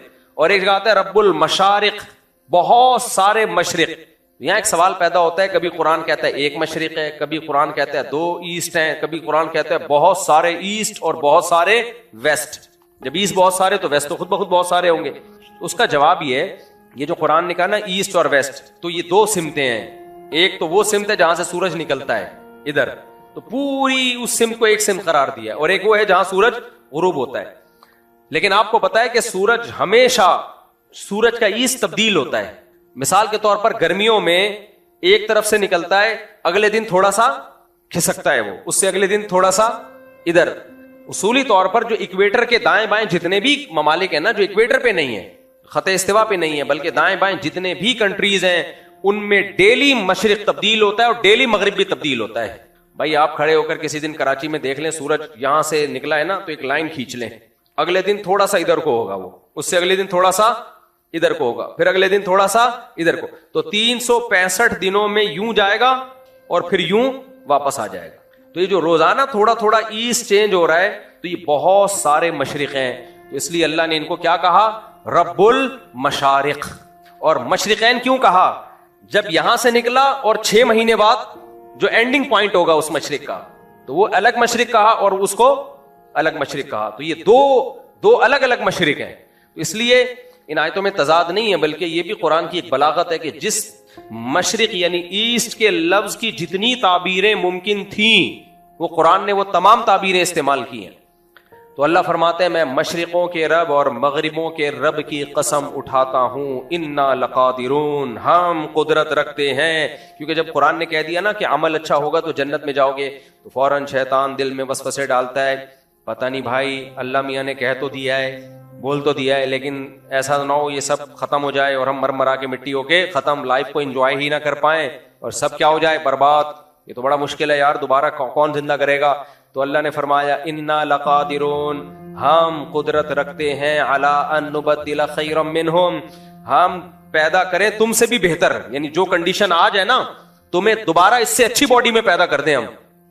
ये अल्लाह ने इसलिए फरमाया कि रिपेयरिंग के बाद ओरिजिनल चीज नहीं बनती, कुछ ना कुछ फॉल्ट रह जाता है। गाड़ी बनी हुई है, कीमत क्या हो जाएगी, डाउन, अब बन चुकी है गाड़ी। मोबाइल एक दफा खुल के दोबारा बन गया है, तो अब कीमत क्या हो गई, डाउन। लेकिन अल्लाह कहते हैं तुम्हें तो इस पर इश्काल हो रहा है कि हम तुम्हें मौत के बाद दोबारा इसी जैसा बनाएंगे कि नहीं, हम तो इससे बेहतर बना सकते हैं और इससे बेहतर ही बनेगा। हदीस में आता है कि इंसान के कद ऊंचे ऊंचे होंगे और ऐसा जिस्म होगा हमेशा जिंदा रहने वाला, और आदम अलैहिस्सलाम के कद पे होंगे इंसानों के कद, इतने इतने से नहीं पैदा होंगे जितने अब मार्केट में आ रहे हैं। जब हम दोबारा बनेंगे ना, तो हमारी बॉडी बहुत बड़ी होगी और जवान होंगे सबके सब, गैरु मख्तून, जैसे माँ के पेट से पैदा हुए थे ना, उसको खतने नहीं थी। तो बाद में जो डेंटिंग पेंटिंग का काम हुआ है ना, ये सब खत्म, जो ओरिजिनल जो इंसान की शेप थी वो मिलेगी इंसान को। तो अल्लाह फरमाते हैं, इन्ना लकादिरून अला अन नुबद्दिला खैरम मिनहुम वमा नहनु बिमस्बूकीन, हमें इस काम में कोई हरा नहीं सकता, कोई आजिज नहीं कर सकता कि मैं दोबारा पैदा करना चाहूं और कोई ताकत मुझे रोक दे। क्योंकि इंसान को बार बार यही वसवसे आते हैं, कैसे कैसे कैसे, हाउ इज इट पॉसिबल, ये कैसे मुमकिन है भाई। तो अल्लाह कहते हैं खुदा के लिए क्यों मुमकिन नहीं। अला अन नुबद्दिला खैरम मिनहुम वमा नहनु बिमस्बूकीन फज़रहुम यखूदू व यलअबू हत्ता युलाकू यौमहुम अल्लज़ी युअदून। इतनी सारी बातें करने के बाद सूरह मारिज में कितनी आयतें आई हैं। तो अल्लाह ने नबी करीम सल्लल्लाहु अलैहि वसल्लम को तसल्ली दी कि आपने हुज्जत तमाम कर दी है, आपने अल्लाह का पैगाम पहुंचा दिया। इनको ये भी बता दिया कि आमाल की बेस पे जन्नत मिलेगी, आमाल की बेस पे जहन्नम मिलेगी, मौत के बाद दोबारा जिंदगी होगी, और अच्छे लोगों की क्या पहचान है वो भी आपने बता दी। आज मैं एक आपको अजीब चीज बताऊं, मैं कमेंट पढ़ रहा था, मेरे जापान के बारे में ना एक वीडियो आई, मुझे थोड़ा सा पानी पिलाता है सादा। जापान के बारे में मेरा एक वीडियो बयान आया कि कुछ मुसलमान वहां रोडों पे जुलूस निकाल रहे हैं और रोडों पे मजहबी एक्टिविटीज कर रहे हैं, जिसकी वजह से जापानीज पाबंदियां लगा रहे हैं मजहबी स्कॉलर्स पे, हत्ता कि तबलीग जमातों पे भी पाबंदियां लगा रहे हैं। हमारे दोस्त हैं जापान में, उन्होंने बताया कि भाई कुछ लोगों की वजह से तबलीग का रास्ता बिल्कुल ही बंद हो रहा है। तो मैंने उस पर बयान किया, मैंने कहा भाई जो भी मुसलमान जापान में जाते हैं, अपनी कोई मजहबी रसूमात करनी है उन्होंने तो इंडोर करें ना, रोड पे क्यों कर रहे हो। जापान तो एक बड़ा डिसिप्लिन और ऑर्गेनाइज कंट्री है, वो लोग ये चीजें नहीं बर्दाश्त करते कि रोड ब्लॉक कर दो। हमारे यहाँ वाले जाके वहां भी रोड ब्लॉक हो रहे हैं और नारेबाजी हो रही है, तो ये तो जापानियों ने एहतजाज शुरू कर दिया कि मस्जिदें बंद करो। तो क्यों ऐसा काम कर रहे हो। उसमें नीचे लोगों के कमेंट्स बताता हूं आपको। यार एक तो ये गिलास जो है ना, इसका मुंह छोटा नहीं होना चाहिए, ये अजीब सा मुश्किल हो जाती है। अल्हम्दुलिल्लाह, बिस्मिल्लाह मैंने पढ़ी थी तो उस पे लोगों के कमेंट्स क्या थे, अच्छा है पाबंदियां लगें, तबलीग पे भी लगें, क्योंकि जापानियों में वैसे ही इंसानियत है, इतनी सफाई पसंद कौम, इतना डिसिप्लिन, तो यहाँ के तबलीग वाले जाके उनको क्या समझाएंगे, और ये मजहबी स्कॉलर जापानियों को जाके बातें समझाएंगे। वो इतनी ऑर्गेनाइज कौम, पहले से इतनी तरक्की याफ्ता, इतने नेक शरीफ शुरफा, कोई चोरी नहीं है, करप्शन नहीं है। मैंने वो कमेंट, बहुत सारे कमेंट्स आए हुए थे ना, दे दनादन। मेरा ख्याल था लोगों को अफसोस होगा, हाय हाय पाबंदी लग रही है यहाँ, तो पता चला लोग खुश हो रहे हैं। ये सारे सेकुलर लिबरल लोग होते हैं जो बातें कर रहे होते हैं। ये खूब समझ लो, ये जो मैंने भी सूरह मारिश पढ़ी है ना, हमारे यहाँ एक बहुत बड़ा वहम लोगों को ये हो गया है कि अगर हम इंसानों की खिदमत करते हैं, हम साफ सुथरे रहते हैं, तो बस हम बहुत अच्छे हैं। ये आपकी बहुत बड़ी भूल है। अच्छे होने के अलामतों में से चंद अलामतें ये भी हैं कि साफ सुथरा रहना चाहिए, गंदा मैला नहीं रहना चाहिए, नीट क्लीन होना चाहिए, और वगैरह वगैरह वगैरह। ये अच्छे लोगों की अलामत हैं, लेकिन ये कुल नहीं है। देखो, एक आदमी अपने अब्बा को कहता है आप मेरे अब्बा नहीं हो, उसके बाप ने उसको पाला पोसा बड़ा किया, माँ ने दूध पिलाया, जवान कर दिया। अब ये माँ से कह रहा है तू मेरी माँ नहीं। अगर है भी तो क्या करना है तो है, क्या करूं मैं? मरना है मरती रहे, जीना है जीती रहे, मुझे कुछ बात की ऑर्डर देगी मैं नहीं मारूंगा। लेकिन वो सुबह रोजाना डिटॉल से नहाता है। क्या करता है? डिटॉल से नहाता है। लाइन में जब भी बिल जमा कराने जाएगा, हमारी तरह पेंडुओं की तरह ये नहीं कि धक्के दे दे के। एक आदमी ना गया, पहले जमाने में लाइन लगी होती थी ना बिलों की, तो लोग गर्मी में धूप में खड़े हुए सड़ रहे हैं। वो जमाना तो सबने देखा ही होगा, तो ऑनलाइन हो गया सब कुछ। बिल जमा करा के जो आता था ना, लोग उसको हार फूल पहनाते थे माशाल्लाह, बिजली का बिल टाइम पे जमा करा के। मैंने भी जमा कराए हैं भाई, हमारी फुप्पो थी अल्लाह मगफिरत फरमाए, मुझे बिल पकड़ा देती थी, बेटा जाओ जमा करा के आ जाओ। मुझ पे ऐसे पहाड़ होता था ना, घंटों घंटों लाइन में खड़े हुए हैं भाई, फिर वो आ रहा है, उतनी घंटों लगते थे। तो वो लाइन में लोग खड़े हुए थे, एक आदमी 3 पीस सूट में आया, जैसे ही आगे जाने लगता लोग चमाटे मार के उसको, कोई उसकी बात सुन ही नहीं रहा, धक्का दे के पीछे भेज देते। वो फिर आगे आता, कुछ बोलने ही लगता, वो लोग तपे हुए थे, अबे हम पागल हैं, हम घंटे से लाइन में खड़े हुए, पीछे जा। कई जवाब चमाटे लगे ना, फिर उसकी लोगों ने सुनी, कह रहा भाई मैं मैनेजर हूं यार, मुझे बैंक खोलूंगा तो बिल जमा होगा ना। लोग इतना तपे हुए थे, उसको जाने ही नहीं दे रहे, अबे पीछे हट। पहले ये होता था। तो ये किस सिलसिले में ये मैंने वाकया सुना है, आज मेरा दिमाग बिल्कुल गैर हाजिर हो रहा है। हाँ, तो जापान की कौम जो है ना, वो क्या है, ऑर्गेनाइज कौम बिल्कुल। अम्मा अब्बा को नहीं मान रही, ना अम्मा की बात ना अब्बा की बात। एक आदमी है जो ना अब्बा की मानता है ना अम्मा की मानता है, लेकिन सुबह नहा धो के जाता है, बिल जमा कराने में लाइन में लगा होगा, ट्रैफिक के कवानीन को फॉलो कर रहा है, घर में आ रहा है, अब्बा कह रहे हैं बेटा कुछ मेरी भी खिदमत कर लो, मैंने तुम्हें पाल पोस के बड़ा किया है, कुछ थोड़ा सा मेरे पांव दबा दो, कुछ सर में मालिश कर दो। नो, इंडिविजुअलिज्म, मैं आजाद, मेरा जिस्म मेरी मर्जी, मैं सिर्फ हुकूमत के कानून को फॉलो करूंगा, बाकी नहीं। अब्बा क्या, अम्मा क्या, बहन क्या, भाई क्या ना। तो कितना बड़ा जुल्म होगा। लोग कहें माशाल्लाह बहुत नेक। अब उसे कोई तबलीग वाला आए और समझाए, जिसके कपड़े मैले हों, जारबन लटक रहा हो उसका, और वो उसको दरवाजे पे नॉक करे ये समझाने के लिए कि यार बाप सबसे पहले, ये तुम गलत कर रहे हो, अपनी माँ और अपने बाप को इज्जत दो, अच्छा इंसान बनने के लिए ये जरूरी है। अब कोई ताना दे, ये आ रहे हैं शलवार कमीज वाले ऐसे ऑर्गेनाइज आदमी को समझाने के लिए, जो लाइन में हमेशा लाइन में होता है और सिग्नल के कवानीन की पाबंदी करता है, और जब भी बात करेगा ऐसे ऐसे झुकेगा। इसको समझाने के लिए कौन आ रहा है? ये आ रहे हैं पाकिस्तान से। और भाई जो समझाने के लिए आ रहा है ना, वो बड़े जुर्म से रोकने के लिए आ रहा है। ये अगले दर्जे की चीजें हैं, लाइन और डिसिप्लिन वगैरह। उस लाइन का और डिसिप्लिन का करना क्या है जब आप बड़े बड़े जुल्म करके बैठे हुए हो? कुरान ये कहता है जो मुझे नहीं मानता, सबसे बड़ा हक इस कायनात में इंसान पर किसका है? खुदा का है। जो मेरे साथ शरीक करेगा या मेरा इनकार करेगा या मेरे पैगंबरों को नहीं मानेगा, सबसे बड़ा मुजरिम है वो। अगर आप जापानीज की ये खासियत देखते हो कि इतने अच्छे और खाना खिलाते हैं और रिजा सर में इतने सदके खैरात करते हैं, तो हजरत अबू तालिब से ज्यादा थोड़ी होंगे वो। नबी करीम सल्लल्लाहु अलैहि वसल्लम के सगे चचा अबू तालिब, जो लोगों को खाना भी खिलाया करते थे, और 3 साल नबी करीम सल्लल्लाहु अलैहि वसल्लम के साथ घाटी में रहे अबू तालिब। इससे बड़ी वफा और गैरत की कोई मिसाल हो सकती है? भाई खानदान के लिए कटने वाले भी दुनिया में बहुत कम होते हैं, मुश्किलात में छोड़ देते हैं। हजरत अबू तालिब के पास मौका था कि 3 साल उस कहत में रहने के बजाय अपने भतीजे को छोड़ देते और कुरैश का साथ देते। उन्होंने कहा ना ना ना, खूनी रिश्तों को निभाऊंगा मैं। जब साथ देने का वादा किया है तो जबान के पक्के थे अबू तालिब उन्होंने कहा जब साथ देने का वादा किया तो जीना भी मोहम्मद सल्लल्लाहु अलैहि वसल्लम के साथ और मरना भी मोहम्मद सल्लल्लाहु अलैहि वसल्लम के साथ। इससे बड़ी गैरत की कोई मिसाल मिल सकती है? लेकिन सही मुस्लिम की हदीस है, हजरत आयशा को नबी ने क्या फरमाया, अबू तालिब की ये नेकियां उनको आखिरत के अजाब से नहीं बचा सकती। क्यों? कि पैगंबर से ज्यादा हक, अपने भतीजे से ज्यादा हक किसका था? अल्लाह का, खुदा का, जिसने बनाया। अल्लाह के साथ शिर्क किया, अल्लाह के हक को ठुकराया। तो इसलिए इस्लाम रियलिटी की बात करता है। भाई सबसे पहले कौन था? सबसे पहले तो अल्लाह है, जिसने आपको पानी से पैदा किया। जब आप पैदा हुए तो मां की छातियों में दूध पैदा किया, फिर आसमान से बारिशें बरसाई, जमीन से तनावर दरख्त पैदा किए और नहरें जारी कर दी, खिलाया पिलाया। जब बुलूगत की दहलीज पे कदम रखा, अल्लाह ने निकाह के लिए बीवी दी, उससे अपनी ख्वाहिश पूरी हुई, उससे औलाद हुई। ये सारी की सारी नेमतें ये किसकी बरकत से मिली हैं? किसने दी हैं? खुदा ने दी हैं। तो नबी ने फरमाया कि उन्होंने अल्लाह को याद नहीं किया और ये नहीं कहा ला तुखज़िनी यौम युबअसून, कि अल्लाह क़यामत के दिन मुझे रुसवा मत करना। क़यामत का उस तरह से ईमान नहीं था जिस तरह अल्लाह ने ईमान रखने का हुक्म दिया। तो इस्लाम ने बहुत क्लियर कट बात कर दी है भाई कि सबसे बड़ा मोहसिन कौन है? अल्लाह है। तो इसलिए ये काफी नहीं है निजात के लिए कि आपके सड़कें साफ सुथरी हो और आपके मुल्क में अमन हो और आप रिश्वत ना लेते हो और आप नाइस टू मीट यू से बात करते हो। अल्लाह फिर भी क़यामत के दिन फरिश्तों से चपेड़े लगवाएगा। समझ रहे हो? ये बिल्कुल ऐसा ही है जैसे आप अपने बाप की मानते नहीं हो और इनकार ही कर दिया आपने अपने बाप का, बोला ये जमशेद साहब मेरे वालिद साहब हैं ही नहीं, वो सबूत दे रहे मैं तुम्हारा बाप हूं। भाई तुम बगैर बाप के कैसे आ गए? फिर वो आपके वालिद कह रहे हैं कि अगर मैं बाप नहीं हूं तो कौन बाप है? आपका तो कोई भी बाप नहीं है, मैं खुद ब खुद पैदा हुआ हूं। बाप के तो सर पांव से जमीन निकलेगी कि नहीं निकलेगी? जैपनीज तो खुदा का इंकार करते हैं डार्विन की थ्योरी के मुताबिक, कहते हैं खुद ब खुद हुआ है सब कुछ। मैंने तो वहां गया हूं, मैंने वहां देखा है वो पूरा डार्विन की उन्होंने तस्वीरें बनाई हुई होती हैं जमीन पे। इतनी जगह में गया तो उन्होंने पूरी के पहले ये था, फिर ये था, फिर ये था, फिर होते होते बंदर पे लाए, बंदर से बिनमानस में जूम को छोटा किया, थोड़ा सा जमशेद पे लाके खत्म कर दिया उन्होंने। ऐसे बनाए।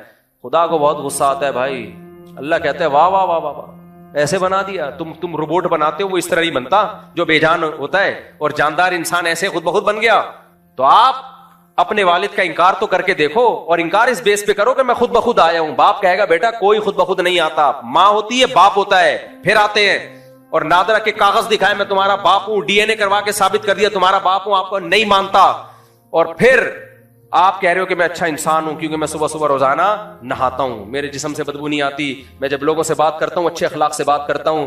तो बाप कहेगा बेवकूफ किसी और को बनाना, मैं तुझे अपनी जायदाद से महरूम करूंगा, तुझे विरासत से महरूम करूंगा। विरासत खाने के लिए आ जाएगा कि ये मेरे बाप थे, घर से निकाल दूंगा मैं तुझे, ठुड्डा मार के निकालेगा वो। फिर ये लारे रप्पे ना कि डिसिप्लिन, ऑर्गेनाइजेशन और अखलाक और मुल्की कवानीन को फॉलो और टाइम पे टैक्स देना, बाप इनसे मुतासिर बोलो नहीं हो। बोला ये मंजन बेटा किसी और के सामने जाके बेचना, यही कहेगा ना बाप। मां भी यही कहेगी बेटा मंजन किसी और के सामने बेचना। खुदा काफिर को क़यामत के दिन नहीं बख्शेगा, चाहे हम उसकी तारीफ में जमीन आसमान के खिलाफे मिला दें। अल्लाह ने कह दिया कि हत्ता यलिजल जमलू फी सम्बिल खियात, काफिर पर मैंने जन्नत को ऐसे हराम किया है और जहन्नम को ऐसे वाजिब किया है जैसे ऊंट सुई के नाके में दाखिल नहीं हो सकता, इम्पॉसिबल। ऐसे ही काफिर जो मेरा मुनकिर था, मेरे पैगंबरों का मुनकिर था, वो किसी सूरत में जन्नत में दाखिल नहीं हो सकता, कितने अच्छे अमाल कर ले वो, क्योंकि बहुत बड़ा जुर्म किया। भाई अल्लाह की तो वैल्यू खत्म हो गई है दुनिया में। खुदा भी है, उसकी क्या उसके हकामात है, उसको तो मानते ही नहीं है लोग। अल्लाह कहेंगे फिर क्या क्या मुझसे उम्मीदें लगाते हो? इसलिए मेरे भाई ये जो मैं अमन व अमान होता है ना, बास बड़ी ताकतें जिनमें बहुत डिसिप्लिन, अमन व अमान, तो हमारा नाम नेहाद लिबरल तबका बड़ी तारीफें करता है, कह रही है इस्लामी मुल्कों का हाल देखो, गुर्बत, करप्शन, टारगेट किलिंग, और वो देखो कैसी तरक्की की उन लोगों ने, उनके मुल्क में अमन देखो। और सड़कें मैं भी ये देखकर आता हूँ, वह जबरदस्त सड़कें, गटर ही नहीं है तो ढक्कन का तो तस्वुर ही खत्म, जबरदस्त। लेकिन एक बात याद रखो, डाकू के घर में हमेशा अमन होता है। डाकू का जो अपना घर है वो झोपड़ा नहीं होता, वो शीश महल होता है, लग्जरी। उसमें बाथरूम बड़े, हमारे जो हमारा किचन उनके बाथरूम से ज्यादा गंदा होता है। वो मैंने एक वाकया सुनाया था ना, एक आदमी ने किसी को रिश्ते का इनकार किया, बोला तुम्हारी जो दुकान है ना, हमारे बाथरूम इससे बड़े होते हैं। तो खैर, तो वो जो डाकू होते हैं ना बड़े बड़े, आप उनके घर जाके देखो, जो बड़े बड़े स्मगलर हैं, बड़े बड़े डाकू हैं, आप उनके घर जाके देखो, ऐसे लग्जरी और अमन, किसी को ऊंची आवाज से बात करने की इजाजत नहीं है। तो इससे जाहिर परस लोग मुतासिर होते हैं, अहमक बेवकूफ लोग। समझते हो? अब आप गए किसी उनके घर में वो जो है हमारे एक बड़े हैं, उनके घर आप गए, पूरी दुनिया में मशहूर है कि वो माशाल्लाह, सबको पता ही है किसकी बात हो रही है। अब आप जब उनके घर में गए तो आपने देखा, अबे यार हम तो समझते थे ये चोर हैं, लेकिन इनके घर में देखो यार सोने के नलके लगे हुए हैं, कहीं से फर्श टूटा हुआ नहीं है, सेवरेज का इतना बेहतरीन निजाम, वॉशरूम बंद होने का कोई चांस ही नहीं है, और मुलाजिमीन सारे टाइम पे आते हैं, टाइम पे जाते हैं, उनको तनख्वाहें भी टाइम पे मिलती है, और इनके घर में कोई ऊंची आवाज से बात भी नहीं कर सकता, ऐसा अच्छा माहौल। और लोग कहते हैं ये डाकू है। भाई कैसे बेवकूफ लोग हैं। और भाई डाकू है तभी तो उसने सबको लूट लाट के अपना घर बड़ा टाइट खानदानी किस्म का बना लिया है। नहीं है मेरा ख्याल है बात। पूरी दुनिया में अभी गजा में जो कुछ हो रहा है, आप इतने नेक हो तो रोक लो ना आप इसराइल को। सारी दुनिया नहीं देख रही कि भूख से बच्चे मर रहे हैं? कोई है रोने वाला? इन बड़ी कुव्वत बड़ी ताकतों में कोई है उन पे रोने वाला? तकरीरें करवा लो आप इनसे, nice to meet you, thank you thank you. अबे क्या वो इंसान के बच्चे नहीं है जो? खुदा की कसम मैंने तो वो वीडियो देखना छोड़ दिए, आदमी की नींदें उड़ जाती हैं, नींदें उड़ जाती हैं इंसान की। डिप्रेशन में जा रहे हैं लोग, वो जो बच्चों की भूख से मरने की वीडियोस आ रही हैं। तो ये कौन है इसका जिम्मेदार? ये इस्लामी मुल्कों ने किया है या इन बड़ी ताकतों ने किया ये हाल? ये बड़ी ताकतों ने किया और चुप बैठे हुए हैं, चुप बैठे हुए होने दे रहे हैं। सबको पता है नाजायज कब्जा है। यूनाइटेड नेशन की दर्जनों करारदादों को इसराइल उनकी धजियां उड़ा चुका है। सबको पता है कि हराम और नाजायज कब्जा है। बोले ना अगर बहुत अच्छे हैं तो सिर्फ दो चार बयान दाग देते हैं। अबे भाई वो वैसी मदद करो जैसी यूक्रेन की मदद कर रहे हो तुम सब मिलके। रशिया छोटे से मुल्क, यूक्रेन का कुछ नहीं बिगाड़ पा रहा। क्यों नहीं बिगाड़? इतनी बड़ी ताकत है, यूक्रेन पे कितने हमले किए हैं, यूक्रेन का कुछ नहीं हो रहा। क्यों? पूरा यूरोप यूक्रेन की मदद कर रहा है, मुंह से हवाई फायर नहीं कर रहा। लेकिन इधर फिलिस्तीन का मसला है तो मुंह से फायरिंग हो रही है, और देखो हशर क्या हो रहा है। तो इसलिए मेरे भाई जितने भी बड़े बड़े डाकू हैं ना, अफ्रीका में जाके देखो क्या जुल्म है। सोना निकल रहा है, हीरे जवाहरात निकल रहे हैं, लेकिन जिन कानों से सोना निकल रहा है ना, उनके करीब करीब लोग सब्जियां पत्ते उबाल उबाल के खा रहे हैं। समझ में आ रही है कि नहीं आ रही बात? ये बड़ी ताकतें वहां पर अमन कायम नहीं होने देती, क्योंकि उनको पता है जिस दिन यहां अमन कायम हो गया, इनके वसाइल यही लोग इस्तेमाल करेंगे। ना ना ना, हम बड़े डाकू हैं, हमने अपने मुल्क में बदअमनी नहीं फैलानी, ताकि मुफ्ती तारिक मसूद जब आए बोले नाइस टू मीट यू, क्या खूबसूरत। लेकिन मुफ्ती तारिक मसूद जाता है, ओए मुफ्ती तारिक मसूद निकाल देना। दुनिया बेवकूफ बनती है मेरे भाई इन बड़े बड़े डाकुओं से।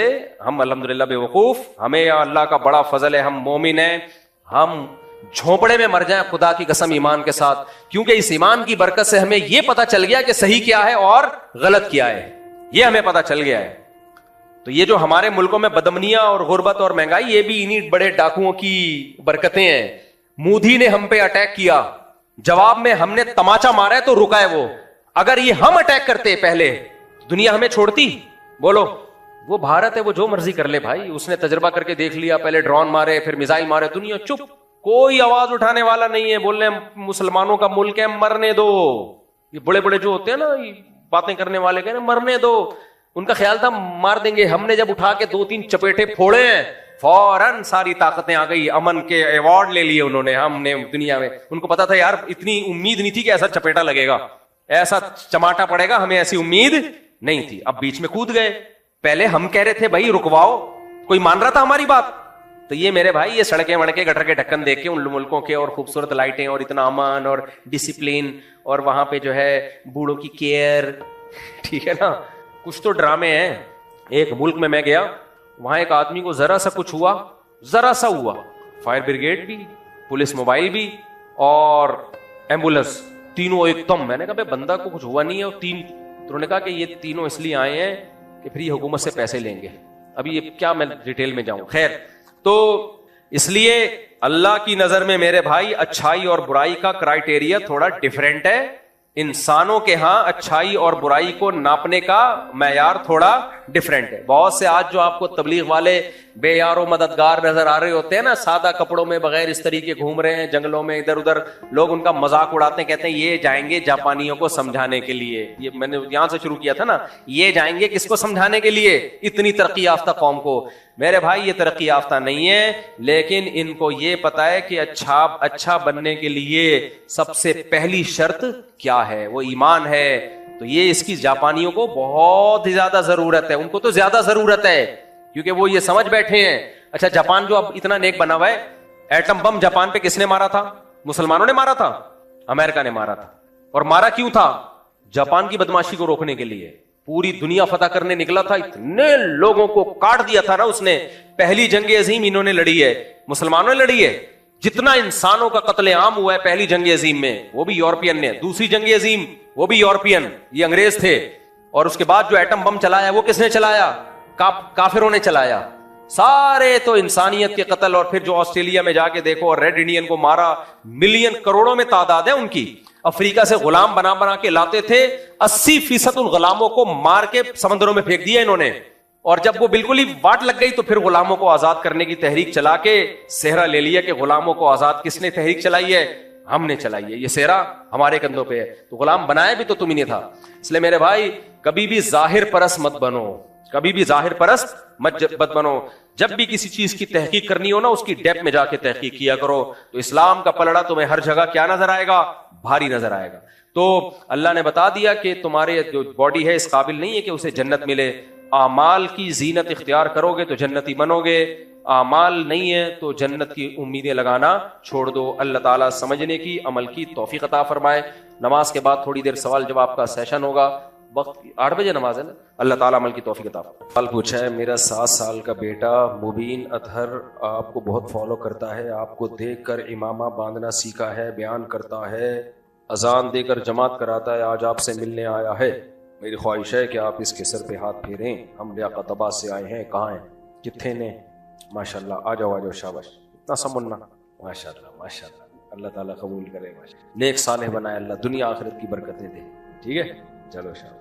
अच्छा, सवाल ये कि अगर बाप की जिंदगी में कोई भी भाई मकान पर जो कि बाप की जायदाद हो खर्चा करे, या कोई कैमरा वगैरह बनवाए या और दीगर काम करवाए, तो क्या वो इसके बदले में बाप के मरने के बाद विरासत में, अच्छा कमरा वगैरह बनवाए, बाप के मरने के बाद विरासत में से वो रकम जो इस वक्त इसने मकान पर खर्च की थी, क्या कटौती कर सकता है या इसको वही हिस्सा मिलेगा जो शरीयत ने कहा है?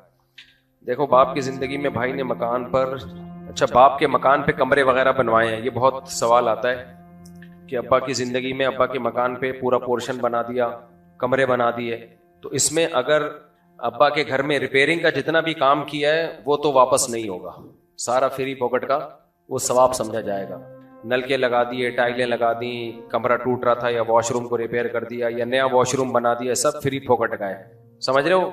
मरने के बाद विरासत उतनी मिलेगी जितनी दूसरे भाइयों को मिलेगी। अलबत्ता अगर किसी ने पूरा अपने पैसों से ऊपर पोर्शन बना दिया, एक भाई ने पूरा अलग से पोर्शन बना दिया, सारा अपना पैसा खर्च किया उसमें, पूरा पोर्शन घर बना दिया ऊपर, फिर ये घर का मालिक है, नीचे वाला बेटा, यानी नीचे वाला बेटा नहीं, वो बेटा जिसने ये पूरा पोर्शन बनाया है वो उस ऊपर वाले पोर्शन का मालिक है। लेकिन अब मालिक होके होगा क्या? क्योंकि छत किसकी है? अब्बा की। तो यूं कहा जाएगा कि इस लड़के ने, इस बेटे ने अब्बा से छत आरियतन इस्तेमाल के लिए ली हुई है और अब्बा की छत पे मकान बनाया है। किसी की भी छत आरियतन इस्तेमाल के लिए ली जा सकती है ना, उस पे आप चारपाई डाल के बैठ जाओ या पूरा घर खड़ा करके बना के खड़ा कर लो उस पे। तो आरियत कहते हैं इस्तेमाल के लिए किसी की चीज ले लेना। जैसे लोग एक दूसरे की बाइक ले जाते हैं कि यार मैं, मुझे जरा बाइक दे दे, मैं दही लेने जा रहा हूँ, यार जरा जो है एक दिन के लिए अपना कमरा दे दे रहने के लिए। फ्री में जो चीज दी जाती है ना, फ्री में, कोई रेंट के बगैर, तो जब चाहो वापस ले लो, आपको ये इख्तियार होता है, जब चाहो वो वापस ले लो। हत्ता कि अगर उसमें कोई एग्रीमेंट हो तो वो भी शरन का लदम है। मिसाल के तौर पर आपने किसी से बाइक ली कि यार मुझे 1 महीने के लिए अपनी बाइक दे दे आरियतन। आरियतन का मतलब कोई किराया नहीं है, बस वही इस्तेमाल के लिए। तो उसने कहा ठीक है 1 महीने के लिए ले जाओ, लेकिन उसे अगले दिन ख्याल आया कि यार वापस दे दे, तो उसको हक है वापस ले ले, क्योंकि कोई मुआहिदा थोड़ी है, ये तो एक तबर्रो है। तबर्रो का मतलब होता है कि एहसान है। तो अब बाप का घर था नीचे का, एक बेटे ने ऊपर घर बना लिया, तो यूं कहा जाएगा शरई तौर पर कि बेटे ने बाप के की छत को बतौर आरियत के इस्तेमाल किया है। और मैंने बताया जो चीज बतौर आरियत के इस्तेमाल होती है, तो जिसकी चीज इस्तेमाल हो रही है उसको हर वक्त शरीयत ने यह राइट दिया है कि वो उसको बोले कि ये खाली करो। तो आप किसी के घर के ऊपर भी अपने पैसों से पोर्शन बनाते हो, तो घर के मालिक को ये राइट हर वक्त होता है कि वो आपको बोले हटा भी अपना पोर्शन, ये हर वक्त उसको ये हक हासिल है। इसलिए जब पोर्शन बनाया करो तो ये सोच समझ के बनाया करो कि ये नीचे वाला जिसका घर है उसको ये राइट है कि वो ऊपर वाले को बोले कि ये खाली कर दो, ये हटा भी अपना सारा मलबा हटाओ, यहां से लेके जाओ इसको। तो जो नीचे का मालिक है, बशर्ते कि मिल्कियत पहले हो और घर फिर आपने बाद में बनाया हो तो उसको ये राइट हक हासिल है, क्योंकि उसकी छत इस्तेमाल हो रही है। अब बाप का जब इंतकाल हो गया तो अब सारे शुरका उसके मालिक हो गए नीचे के पोर्शन के। तो अब असल मसला तो यही है कि नीचे के शुरका बोले, उनको ये शरीयत ने हक दिया है, वो बोले कि भाई या तो तुम ये खाली करो, ये मलबा उठा के ले जाओ सारा तोड़ ताड़ के, हमें हमारी छत खाली चाहिए। तो असल मसला तो यही है। लेकिन चूंकि इसमें ऊपर वाले का नुकसान बहुत होता है, बास चीजें कानूनी तो होती हैं, शरअन जायज भी होती हैं, लेकिन मशवरा नहीं दिया जाता उसका। तो अब हम फतवा जब इसका लिखते हैं तो ये लिखते हैं कि सब शुरका को ये हक हासिल है कि वो ये बोले कि भाई से कि तुम ये घर तुम खाली करो, हम ये विरासत में तकसीम नहीं करेंगे, मलबा तोड़ के ले जाओ, या मलबे की कीमत हमसे ले लो और ये पोर्शन अब हमारा हो गया। घर की कीमत नहीं, बल्कि किसकी कीमत? मलबे की कीमत। क्योंकि तुम भी मलबा तोड़ के जाओगे तो मलबा बिकेगा ना, तुम्हारा मलबा ही बनता है अब, तो हमसे मलबे की कीमत ले लो और ये घर हमारी मिल्कियत में दे दो। लेकिन चूंकि उसमें नुकसान बहुत है ऊपर वाले का जिसने पूरा पोर्शन बनाया है, तो हम जब फतवा लिखते हैं तो उसमें लिखते हैं कि असल तो यही है। ये असल इसलिए लिखते हैं कि ऊपर वाला चौड़े में ना आए, वो ये समझे कि अब जो भी नीचे वाले जिस पे भी राजी हो गए ना वो उनका एहसान होगा। असल तो उनको हक है कि वो मुझे कहे कि तोड़ ताड़ के खाली करो। तो अब दूसरा राय ये लिखी जाती है मशवरे के तौर पर, वो ये लिखा जाता है कि जिसने ऊपर वाले पोर्शन में पैसा लगाया, तो अब उसको हम अगर आप तोड़ने का हुक्म देंगे तो उस भाई का नुकसान बहुत है।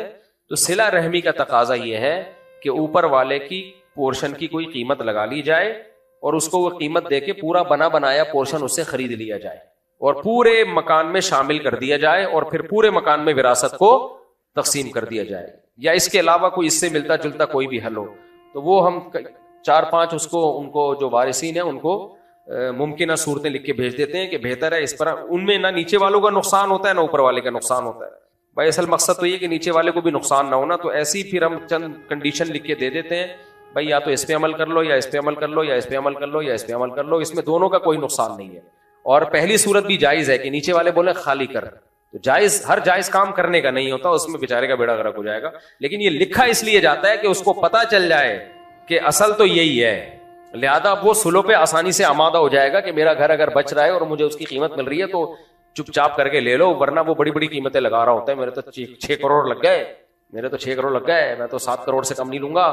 तो ऐसे बदमाश को बताया जाएगा भाई तेरा हक तो मलबे में है, किसी और की जमीन पे छत पे तूने घर बनाया हुआ है, तो जिसकी छत है उसको ये हक हासिल है, तोड़ ताड़ के ले जा। तो फिर वो इंसान का बच्चा बनता है, बोलता है जितने मिल रहे हैं तो ना ले लो, ये हो गया मेरे बोई। इसलिए ऊपर वाले पोर्शन में घर बनाने से पहले ना किसी मुफ्ती से मशवरा ले लिया करो। लोग दनादन खर्च कर रहे होते हैं, बाद में जब मसला आता है तो आंखों के सामने अंधेरा आने लगता है। तो जब तुम किसी की जमीन पे घर, ये लोगों की जमीनों पे भी लोग घर बना रहे होते हैं। जमीन जनाब बड़े भाई की है, छोटे भाई ने घर बना दिया उसमें, अब बाद में दिमाग मुफ्तियों का भी खाया हुआ है कि विरासत कैसे तकसीम होगी।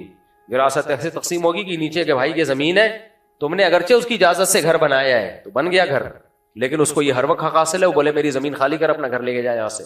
तो नॉर्मल हालात में तो वो ये नहीं कहता, कोई कीमत तय कर लेते हैं, लेकिन जब लड़ाई होती है तो फिर वो ये कहता है, जब लड़ाई होती है झगड़ा होता है फिर कहता है हटा, फिर मुफ्ती उसी का साथ देगा जिसकी जमीन है।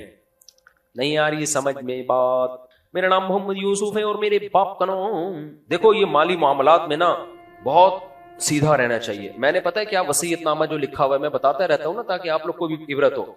अब जाहिर है मैं जब मरूंगा तो इतने पीछे वारिसीन होंगे, तो उनको झगड़े से बचाने के लिए, हालांकि मुझे उम्मीद है कोई नहीं झगड़ेगा आपस में इंशाल्लाह, लेकिन हम तो पूरा इंतजाम करें ना। मैंने घर की चीजों का भी लिखा हुआ है कि कौन से घर में किसकी चीज किसकी है। तो उसमें मैंने लिखा हुआ है कि मेरे घर में जितना सामान है वो जो जौजा उस घर में रह रही है सारा उसी की मिल्कियत में है, ताकि उसमें विरासत का मसला ही खड़ा ना हो कि मिल्कियत में दे दिया सारा फर्नीचर, फ्रिज, चूल्हे मूल्हे जो भी है। मैंने क्या कब्र में लेके जाना है? भाई जिस जौजा का है वो सारा फर्नीचर उसी का है। तो अब मैं मरूंगा तो भाई इसमें तो विरासत है ही नहीं, है तो घर वालों का है। वो जब मरेंगे तो फिर वो टेंशन, वो मेरे मरने के बाद जो बढ़ती टेंशन है मेरा उससे क्या लेने देना।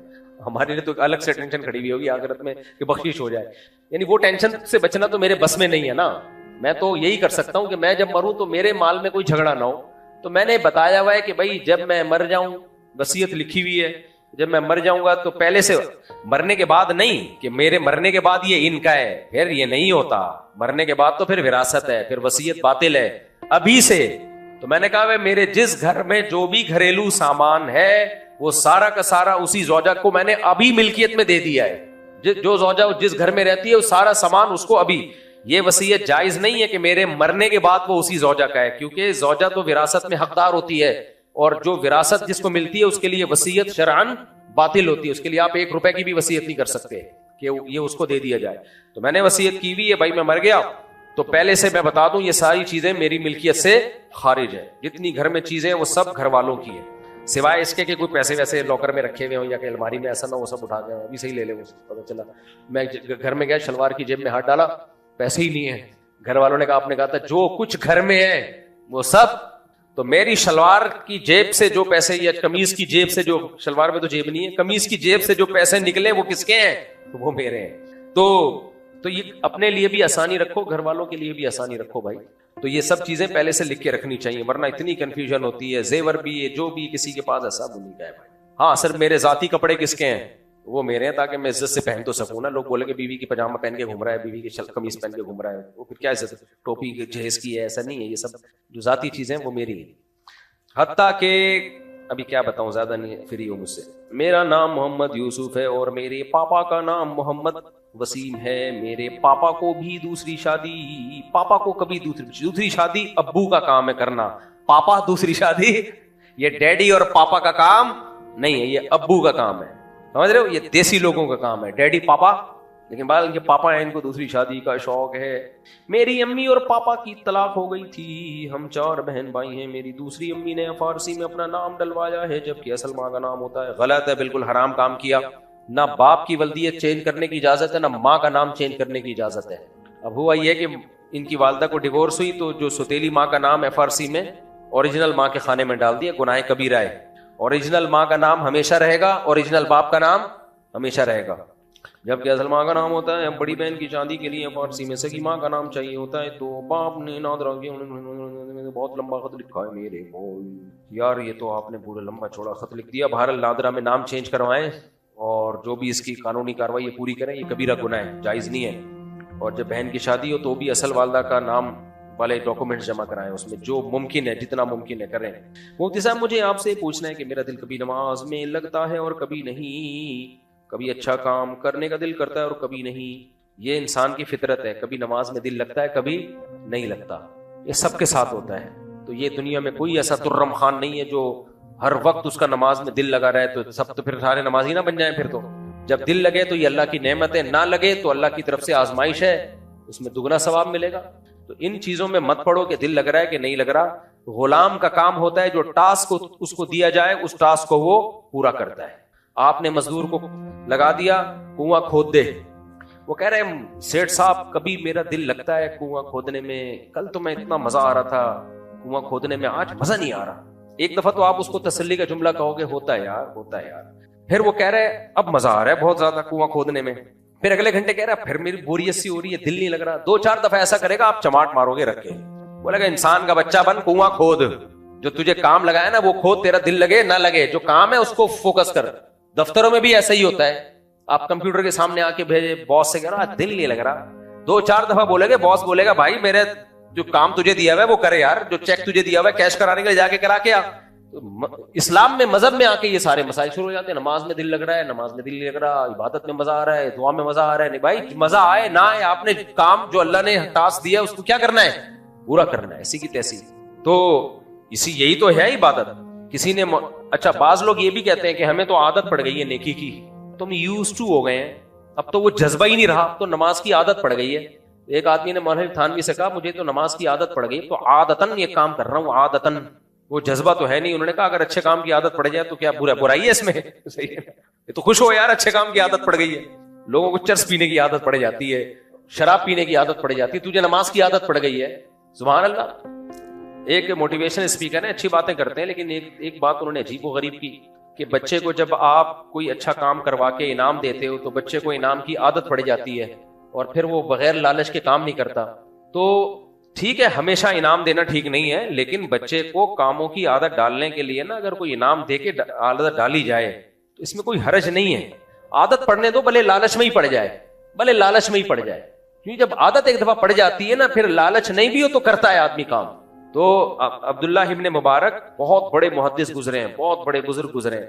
ये अरबी के बहुत बड़े आलिम थे, अरबी जबान के, शायरी बहुत जानदार, मुहद्दिस फकीह, तो इनके वालिद ने बचपन में इनको जो दीन का इल्म सिखाया है ना, वो जन्नत की लालच में नहीं, पैसों की लालच में सिखाया है इनको। इनके वालिद कहा करते थे अरबी का एक शेर याद कर लो 1 दिरहम दूंगा, जैसे 1 रुपया दूंगा। तो कहते थे मैं लालच में एक शेर याद करता था, 1 रुपया मिलता था। ऐसे पैसों की लालच में कहते हैं मैंने इतनी शायरी अरबी की याद हो गई कि खुद शायर बन गए, अरबी जबान के मास्टर बन गए।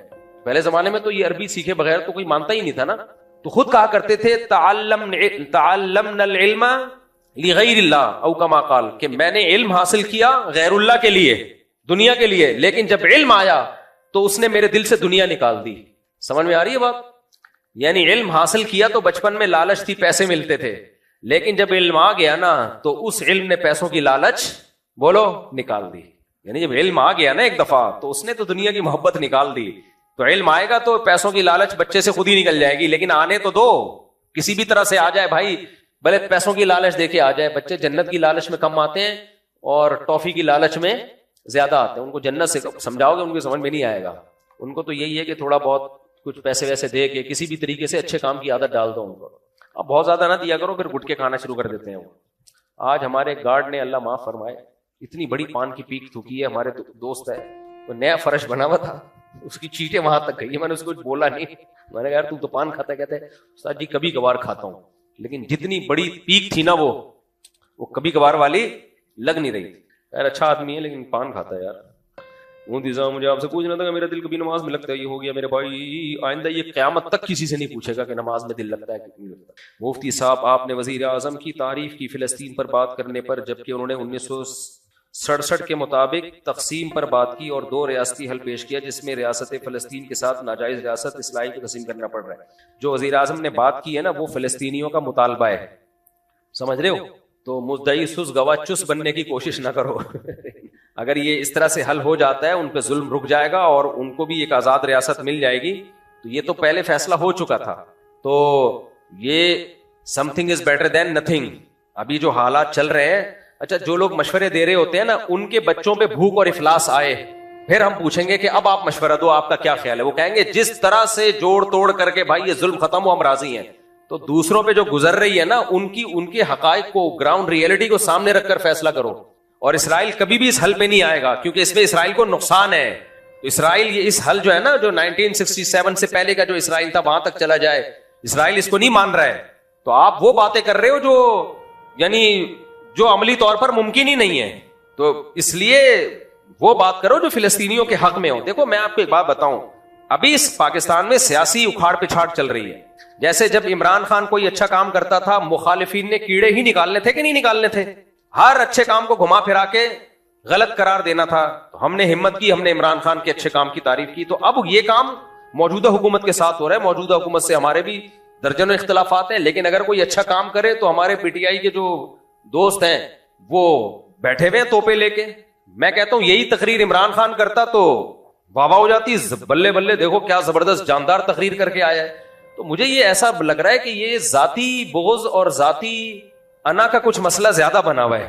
तो भाई हम लोग न्यूट्रल ही रहें तो अच्छा है। मैं तो ये बात कर रहा था भाई, हमने हमारी पॉलिसी है कि कोई भी अच्छा काम करेगा हम उसकी अप्रिशिएट करेंगे। तो जब इमरान खान ने किया था हमने सलूट किया, शहबाज शरीफ ने किया तो हम उसको भी सलूट कर रहे हैं। तो उसने अच्छी बात की। अब उस पर कुछ लोग एतराजात कर रहे हैं, ये तो इसराइल को तस्लीम नहीं कर रहे। फिलिस्तीन की बाकायदा एक पावरफुल रियासत जिसमें बैतुल मक़दिस किसके हाथ में होगा? फिलिस्तीन के। तभी इसराइल इस सजेशन पे कतअन राजी नहीं है। वो जो हल पेश कर रहा है उस हल में तो ये कि बिल्कुल फिलिस्तीनियों को निहत्ता कर दिया जाए। तो उसके मुकाबले में ये जो बात की है ये बहुत जानदार बात है, इस पे कौम को अप्रिशिएट करना चाहिए। तो अपने जाती इख्तलाफात को एक तरफ करके, समझते हो कि नहीं समझते? बाज लोग तो यहां तक बात कर रहे हैं कि ये इसराइल को तस्लीम करने जा रहे हैं, इसराइल को तस्लीम करने जा रहे हैं। ऐसा नहीं है। पाकिस्तान इसराइल को तस्लीम करने नहीं जा रहा, ना फौज इसराइल को तस्लीम करने का कोई इशारा देती है और दूर दूर तक कोई इरादा नहीं है फौज का इसराइल को तस्लीम करना। भाई इसराइल पाकिस्तान का इतना बड़ा दुश्मन है ही इसीलिए। भारत से उसने पाकिस्तान पे अटैक करवाया इसलिए कि उसको पता है कि कबाब में जो इस वक्त सबसे बड़ी हड्डी है वो कौन सी है? वो पाकिस्तान है। और पाकिस्तान के सियासतदान नहीं है, फौज है। अगर सियासतदान होते, फौज ना होती तो कुछ नहीं करना था उसने, क्योंकि पावर सियासतदानों के हाथ में नहीं होती, पावर तो फौज के हाथ में होती है। इराक में फौजी हुकूमत थी, उसने गिराई ना। अब सियासी हुकूमत तो बना दी उसने, अब इराक की सारी पॉलिसियां इसराइल के हक में बना रहे हैं, बनाता रहे। सद्दाम हुसैन कबाब में हड्डी बना हुआ था उनके, सही है ना। तो इसलिए इसराइल के लिए जो इस वक्त कबाब में हड्डी है वो पाकिस्तान आर्मी है, क्योंकि आर्मी का, इसराइलियों की भी एजेंसियां होती हैं। अगर आर्मी का थोड़ा सा भी रुझान होता ना, एजेंसियों, इसराइली एजेंसियों को पता होता कि तस्लीम करने जा रहे हैं, फिर इंडिया से ये कुछ अटैक वटैक नहीं करवाते वो। इसलिए मेरे भाई इमरान खान से आप मोहब्बत करें, इमरान खान को फेवर करें, 100 दफा करें, लेकिन ये नहीं कि उठ पटांग आप जो भी हुकूमत कोई अच्छा मुस्बत काम करे तो आपने बस उसके अगेंस्ट ही जाना है। डॉलर को स्टेबल कर लिया है फौज ने, डॉलर को स्टेबल कर लिया। जिस स्पीड से डॉलर तबाह हो रहा था ना, गिर रहा था, वो रोका है। स्मगलिंग पे पाबंदी लगा के बाकायदा फौजियों की लड़ाई हुई है बॉर्डर पे, जो स्मगलिंग होके जा रहा था, फौजी शहीद हुए इसमें बहुत ज्यादा। तो ये फौजी जवानों ने कुर्बानी दी है जो डॉलर को यहां लाके रोका है, वरना डॉलर बेलगाम हो गया था बिल्कुल। कोड़ियों के हम यानी हमारी करेंसी कोड़ियों के दाम होने वाली थी, जो हालात चल रहे थे। तो इसलिए भाई किसी का कलमा पढ़ने की जरूरत नहीं है। जो अच्छी बात करे उसको फेवर करो, जो बुरी बात करे उसको क्या कहो, उसको गलत कहो, बस खत्म। ये पॉलिसी रखो। बाकी सियासतदानों में तो हर आदमी का कोई हीरो होता है, जो हीरो है उसको हीरो रहने दो, उसको किसने मना किया है? गवर्नमेंट की तरफ से कोई पाबंदी थोड़ी है। मेरे कितने लोग हैं जो मेरे बयान सुनते थे, मुझे बार बार के आपने वजीर आजम शहबाज शरीफ की इस मसले में तारीफ कर दी है तो आपका बयान सुनना छोड़ दिया हमने, आप भी 2 टके के आदमी निकले। जब मैं इमरान खान की तारीफ करता था तो बहुत से लोगों ने मेरा बयान सुनना छोड़ दिया था कि आप तो खुद यहूदी एजेंट निकले। और अब मैंने मियां शहबाज शरीफ ने जो अच्छा काम किया उसकी तारीफ कर दी तो आप भी यहूदी एजेंट निकले। जो उधर वाले हैं वो भी हमें यहूदी और बिकाओ, और ये वाले भी बिकाओ, तो 4 आप जैसे चंद लोग रह गए हैं। हो सकता है अगले बयान में आधे घर चले जाएं। तो ना इतनी जल्दी किसी से मोहब्बत करो, ना इतनी जरा सी बातों पे किसी से बदगुमानी करो। और उलमा के बारे में तो एक बात याद रखो, उलमा से आप दीन सीखने के लिए आते हो, जायज नाजायज सीखने के लिए आते हो। तो मेडिकल साइंस की वो कोई बात करें, आप बोल दो मुफ्ती साहब गलत कह रहे हैं। मैं अगर बोलता हूं मेडिकल साइंस ये कहती है कि ये खाने से ताकत आती है, आप बोलो मुफ्ती साहब है, मुफ्ती साहब ने उस दिन जो मसला बताया था ना, ऊपर वाला पोर्शन भाई बनाए तो ये शरान क्या है, ये ठीक है। बाकी मुफ्ती साहब ने जो बताया कि गोश्त खाने से मसल बनते हैं, जिम जाने से ये होता है, ये डॉक्टरों की फील्ड है, मुफ्ती साहब से इसमें गलती हुई है, बोल दो, कोई ऐसा मसला नहीं। ये नहीं बोलो कि मुफ्ती साहब कज़्ज़ाब, दज्जाल, फेंकू, बिकाओ। मुफ्ती साहब ने जिम वालों से पैसे लिए हुए हैं ताकि जिम के फजाइल सुनाए। मुफ्ती साहब उस दिन कह रहे थे कि देसी मुर्गी खाया करो, असल में इनका देसी मुर्गी का बिजनेस है, ये फिर ज्यादती हो जाएगी। तो इख्तलाफ कर लो, 100 दफा कर लो, भाई हमारी फील्ड ही नहीं है ना ये मेडिकल साइंस। अगर बोल दूं तो आप बोलो गलत बोल दिया, खत्म।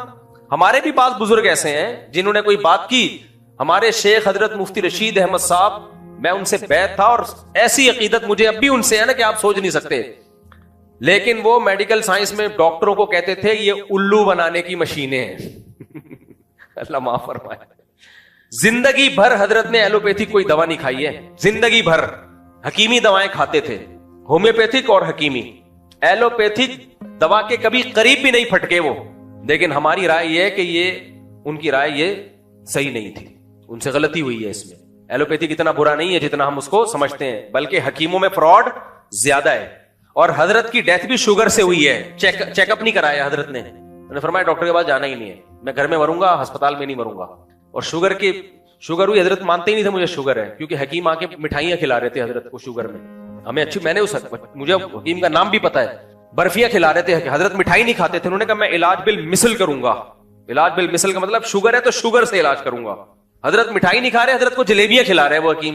तो भाई बुजुर्ग अपनी जगह थे, लेकिन हमारा ख्याल था कि हजरत को नहीं था, वो थे, हजरत को मेडिकल साइंस पढ़ी थी, हजरत ने डॉक्टरी किताबें भी पढ़ी थी, होम्योपैथी भी पढ़ी थी। लेकिन किताबें पढ़ना और चीज होती है, बाकायदा डॉक्टर बनना अलग बात। लेकिन मैं बदगुमान नहीं हुआ शेख मुर्शिद से, अब ये तो झूठ बोल रहे हैं माज़अल्लाह। नहीं भाई, वो इंसान है यार। जब हमारे सामने सही मुस्लिम की एक हदीस आ गई कि पैगंबर सल्लल्लाहु अलैहि वसल्लम ने सहाबा से कहा कि नर खजूरों को मादा खजूरों के नर खजूरों का भूर ना मिलाओ। सहाबा ने नहीं मिलाया, पैदावार कम हो गई, खजूरों की पैदावार क्या हो गई, कम।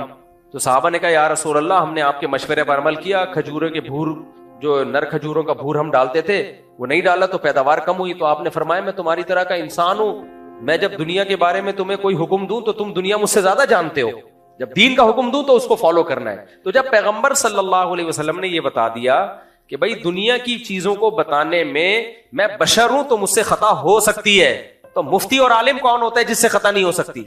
इसलिए मैं जो आप लोग को टोटके तिब्बी बता रहा होता हूं, लेमन डालो और उसमें, उस दिन आया ना मैंने कि उसमें शहद मिलाओ और उसमें लीमू नचोड़ो और लीमू को पानी के अंदर आधा घंटा डाल के रखो और अपने खर्चे पे, गर्मी है तो ठंडा ठंडा, सर्दियां हैं तो नॉर्मल पी जाओ, तो ऐसा खानदानी सेहत हो जाएगी। तो ये टोटका है, हो सकता है कोई पी के इंतकाल कर जाए समझ रहे हो, या उसको एसिडिटी हो, तेजाब हो, पता चला वो अल्सर उसका कैंसर में तब्दील हो गया, क्योंकि लेमन तो अल्सर में नुकसान देता है। तो ऐसे मौके पे ये नहीं बोलो मुफ्ती साहब कातिल है, झूठा है, इसके किसी दरस कुरान की कोई हैसियत नहीं है। दुनिया यही बोलेगी भाई मुफ्ती साहब ने एक अपने तजर्बा बता दिया, आप डॉक्टर से पूछ लेते, हकीम से पूछ लेते, अगर वो बता देता कर लेते, नहीं करता नहीं करते, तो मुफ्ती साहब कोई हकीम थोड़ी है। यही बैलेंस बात यही होती है ना, अमल करना है कर लो, नहीं करना है नहीं करो। तो इसी तरह सियासत में भी जब मैं कोई बात कर रहा हूं तो उसमें सियासी बात है भाई, उसमें एक राय है, आप मान लें मान लो, नहीं मानना तो इसका दरसे कुरान या फतवे के गलत होने से ताल्लुक थोड़ी है। एक साहब ने हजरत मुफ्ती तकी साहब के बारे में कहा कि उन्होंने सिंध के गवर्नर की तारीफ की है। हजरत मुफ्ती तकी साहब ने गवर्नर सिंध कामरान टैसूरी के बारे में कह दिया कि हजरत उमर की सुन्नत को जिंदा किया है ना, वो रातों को जागता है। अब हो सकता है दिन में सारा दिन सोता रहता हो, है वो काबिल एहतराम, मुझे मेरी बड़ी रेस्पेक्ट करते हैं, इसलिए मैं उसके नाम इज्जत से लूंगा। मुझे जो आदमी इज्जत दे तो मुझे नहीं अच्छा लगता मैं उसकी तौहीन करूं। तो कामरान टैसूरी से जब भी हमारी मुलाकात हुई बड़ी रिस्पेक्ट थी। अब अच्छे हैं बुरे हैं ये एक अलग बहस है, माजी क्या था अल्लाह आलम, लेकिन काम उसने कराची के लिए बहुत किए, इसका मैं गवाह हूं। काम वाकई उसने कराची के लिए बहुत किए कामरान टैसूरी ने, इसका मैं चशमदीद गवाह हूं। तो अब मुफ्ती तकी उस्मानी साहब ने कह दिया कि ये हजरत उमर की सुन्नत जिंदा की है, तो इतने लोगों के मेरे पास मैसेज आए, मुफ्ती तकी साहब तो ऐसे। मैंने कहा यार इतने बड़े आलिम ने एक स्टेटमेंट कही है, सारी जिंदगी की अकीदत एक जुमले में उड़ा दी आपने। कोई कह रहा है बिके हुए है, कोई कह रहा है हुकूमती वो है, कोई क्या कह रहा है। ये तो हमारी कौम का मेंटेलिटी है। आप ज्यादा बोलते हैं भाई मुफ्ती तकी साहब के इल्म और तकवे को सलाम, लेकिन इस जुमले से हम इत्तिफाक नहीं करते, हमारी नजर में वो बंदा ठीक नहीं है। तो बस इतना काफी है। क्या यार बेचारों को अब भी कमेंट्स आ रहे होते हैं मुफ्ती तकी साहब की तस्वीरों के नीचे, वही बंदा है जिसने हुकूमत वक्त की तारीफ की है। तो मुझे तो भाई देखो, मन आदाली वलियन फकद आदनतुहु बिल हर्ब, हदीस में आता है कि अल्लाह कहता है जो मेरे किसी वली से दुश्मनी करता है मेरा उसके खिलाफ ऐलान जंग है, मेरा उसके खिलाफ ऐलान जंग है। तो इसलिए ये जो अल्फाज जबान से निकल रहे हैं ना, अल्लाह वालों के खिलाफ, उलमा सोलह के खिलाफ, ये आपकी नजर में बहुत हल्के होते हैं, अल्लाह की नजर में हल्के नहीं होते, बहुत भारी होते हैं। तो हमारी राय से भी कोई इख्तलाफ कर लो, कोई मसला नहीं है। हम तो शरी मसाइल हमसे पूछो, अगर हम सियासी बात करते हैं तो मैंने शहबाज शरीफ की तारीफ कर दी कि अच्छा काम किया है, आप बोल देते नहीं अच्छा काम किया, खत्म हो गई बात। तो ये जो पाकिस्तान ने बहुत जबरदस्त फिलिस्तीनी मौकिफ की तायीद की है यूनाइटेड नेशन में, इस पे हुकूमत को अप्रिशिएट करना चाहिए। हुकूमत काम नहीं करती तो भी बुरा भला कहते हैं, कुछ अच्छा करके आ जाए तो भी बुरा भला कहना है, तो फिर तो इसका मतलब तुम हल चाहते ही नहीं हो। और फिलिस्तीनियों की जगह अपने आप को रख के सोचो कि तुम पे ये जुल्म हो रहा होता, अगर शहबाज शरीफ का ये बयान गलत होता ना तो फिलिस्तीनी कह देते कि गलत है, हम इस पे राजी नहीं है। उनकी तरफ से कोई बयान नहीं आ रहा और हम सारे नेक शरीफ शुरफा बन के फिलिस्तीन, हम तो पूरा जो है ना ये तकसीम हमें कबूल नहीं है, तो फिलिस्तीनी बोले ये कबूल नहीं है, तो फिर होगी बात। तो मुद्दई सुस्त गवाह चुस्त बनने की कोशिश मत करो। ये बिल्कुल ऐसे ही है, ईरान से हमारे 100 इख्तलाफात हैं, लेकिन ईरान ने फिलिस्तीनियों की मदद की है। अब हमारे यहाँ बहुत से लोग ईरान दुश्मनी में कहते हैं नहीं ये नूरा कुश्ती है, ईरान फलस्तीनियों की मदद नहीं कर रहा, ये नूरा कुश्ती है। हमारे बहुत से लोग ये बात, मैं कहता था ये बात फिलिस्तीनियों की जबान से निकलवा दो। फिलिस्तीनी कहे कि ये ईरान 2 नंबरी कर रहा है, फिलिस्तीनी कहे कि ईरान में जो हमारे लीडर को शहीद किया गया है ईरान ने मरवाया है, वो तो नहीं कह रहे और आप कह रहे हो। इसका मतलब ईरान से जो आपकी जाती दुश्मनी है उसको आप किसी और तरीके से निकाल रहे हो। तो ईरान कोई शरीफ शुरफा मुल्क नहीं है, मैं कोई ईरान की तारीफें नहीं कर रहा, बहुत से जुर्म ईरान के कंधे पे भी हैं, लेकिन जितने हैं उतने डाले जाएं, जो नहीं है वो नहीं। ईरान ने फिलिस्तीनियों की बेतहाशा मदद की है और उस मदद के सिले में ईरान को कुर्बानी देनी पड़ी है, भुगतना पड़ा है। ईरान में मिसाइल आके गिरे हैं, उनका आर्मी का ऑफिसर शहीद हुआ है, तो ये सारी कुर्बानियां फिलिस्तीनियों की मदद की वजह से दी है ईरान ने। तो इसमें ईरान को अप्रिशिएट करना बनता है। तो फिलिस्तीनी कह रहे हैं कि हमारी मदद कर रहा है और वो कह रहे हैं कि हम बहुत कुछ कर रहा है, अभी हर बात मुंह यानी ऐसे बताने की नहीं होती, तो उसकी सजा भी मिली है ईरान को, वाट लगा दी है ईरान की। तो लेकिन हमारे यहाँ लोग कह रहे हैं नूरा कुश्ती है, खुद ही मरवाया है, खुद ही मरवाया है, पहले फिलिस्तीनियों के लीडर को बुलाया और खुद ही मरवा दिया, खुद ही हेलीकॉप्टर गिरा दिया, खुद ही ये कर दिया। बंद कमरे में बैठे हुए हैं, मुंह में पान है और तबसरे ऐसे कर रहे होते हैं जैसे पता नहीं इनसे बड़ा फंटर इस कायनात में कोई पैदा हुआ नहीं। इनकी सोर्स ऑफ नॉलेज क्या है? कोई सोर्स ऑफ नॉलेज नहीं है। तुम किससे मिले हो यार? तुम जाके किसी फिलिस्तीनी से मिले हो तुम, जो तुम्हें बता रहा हो कि तो फिलिस्तीनी जो हमारे वजीर आजम ने जो बात की है फिलिस्तीनियों का, उसके खिलाफ कोई बयान नहीं आया। लेकिन इसराइल उसको किसी कीमत पे तस्लीम नहीं कर रहा है, क्योंकि उस इसराइल को पता है मेरा इसमें नुकसान है। इसलिए ये अच्छा इकदाम किया हमारे वजीर आजम की तरफ से, अच्छा इकदाम हुआ है। बाकी जो भी ये कहा करे ना नहीं नहीं ये तो गलत तकसीम हो रही है, तो उनसे कहो ठीक है, तुम्हारे बच्चों पे जब ये जुल्म हो ना और भूखे शहीद हो रहे हो और ये कहत ज़दा हालत में वो मुब्तला हो, फिर तुम कहना कि नहीं नहीं नहीं नहीं, हमें वो यानी इतना एरिया चाहिए जो अमली तौर पर जिसका इम्कान ही नहीं है। जिनके बच्चे शहीद हो रहे होते हैं, जो भूख से तड़प तड़प के जाने दे रहे हैं, उनकी जिंदगियों को सामने रखकर आप फैसला करें। ये एक ऐसा है कि एक जगह एक साहब जो थे ना, एक लड़का था, निकाह करना चाहता था, तो लड़के के भाई ने लड़की वालों के सामने वो शर्तें बयान की कि छोटे भाई को यकीन हो गया कि ये लड़की वाले ये शर्तें मानेंगे नहीं। अब वो कह रहे हैं कि यार इससे तो मेरा रिश्ता ही खत्म हो जाएगा। बड़ा भाई कह रहे हैं नहीं, मैं तुझे मरवाना नहीं चाहता, मैं चाहता हूं अभी से ये शर्तें लिखवा लूं ताकि बाद में तू सुकून की जिंदगी गुजारे। छोटा कह रहा है सुकून गया तेल लेने मुझे ये लोग इन शर्तें मानेंगे ही नहीं, मेरे तो यहां शादी नहीं होगी। तो ये बाज दफा ऐसा होता है, वो कोई खैरख्वाह बन रहा होता है, आपको कह रहा होता है कि भाई ये बहुत यानी इसमें ये है, तो उसको पता होता है भाई ये अमल ही नहीं होगा इसके ऊपर, तो ये मेरे हाथ से ये जो पैकेज है ना ये निकल जाएगा। तो अगर ये हल हो जाता है तो फिलिस्तीनी सुकून में आ जाएंगे। बैतुल मक़दिस किसके हाथ में चला जाएगा? मुसलमानों के पास होगा। असल तो बैतुल मक़दिस है, वो लेना है हर कीमत पे। इसलिए मेरा ख्याल है कि शहबाज शरीफ ने अच्छी तकरीर की है, तो वो आप इख्तलाफ करो 100 दफा, काम खानदानी हो गया है। अल्ट्रासाउंड पता चलेगा भाई 2 महीने का हमल है और बच्चा बिल्कुल माजूर है और दिल विल के बॉल भी बंद हुए हुए हैं, और हाँ तो जान का खतरा है। माँ की भी तो ज़ाया करवा सकते हैं 2 माह का हमल, ऐसी शदीद मजबूरी में ज़ाया करवा सकते हैं। 22 माह का तो आकिल बालिग हो गया, बड़ा हो गया इसका मतलब है। अच्छा 22 हफ्ते 5.5 माह का है, फिर ज़ाया नहीं हो सकता हमल।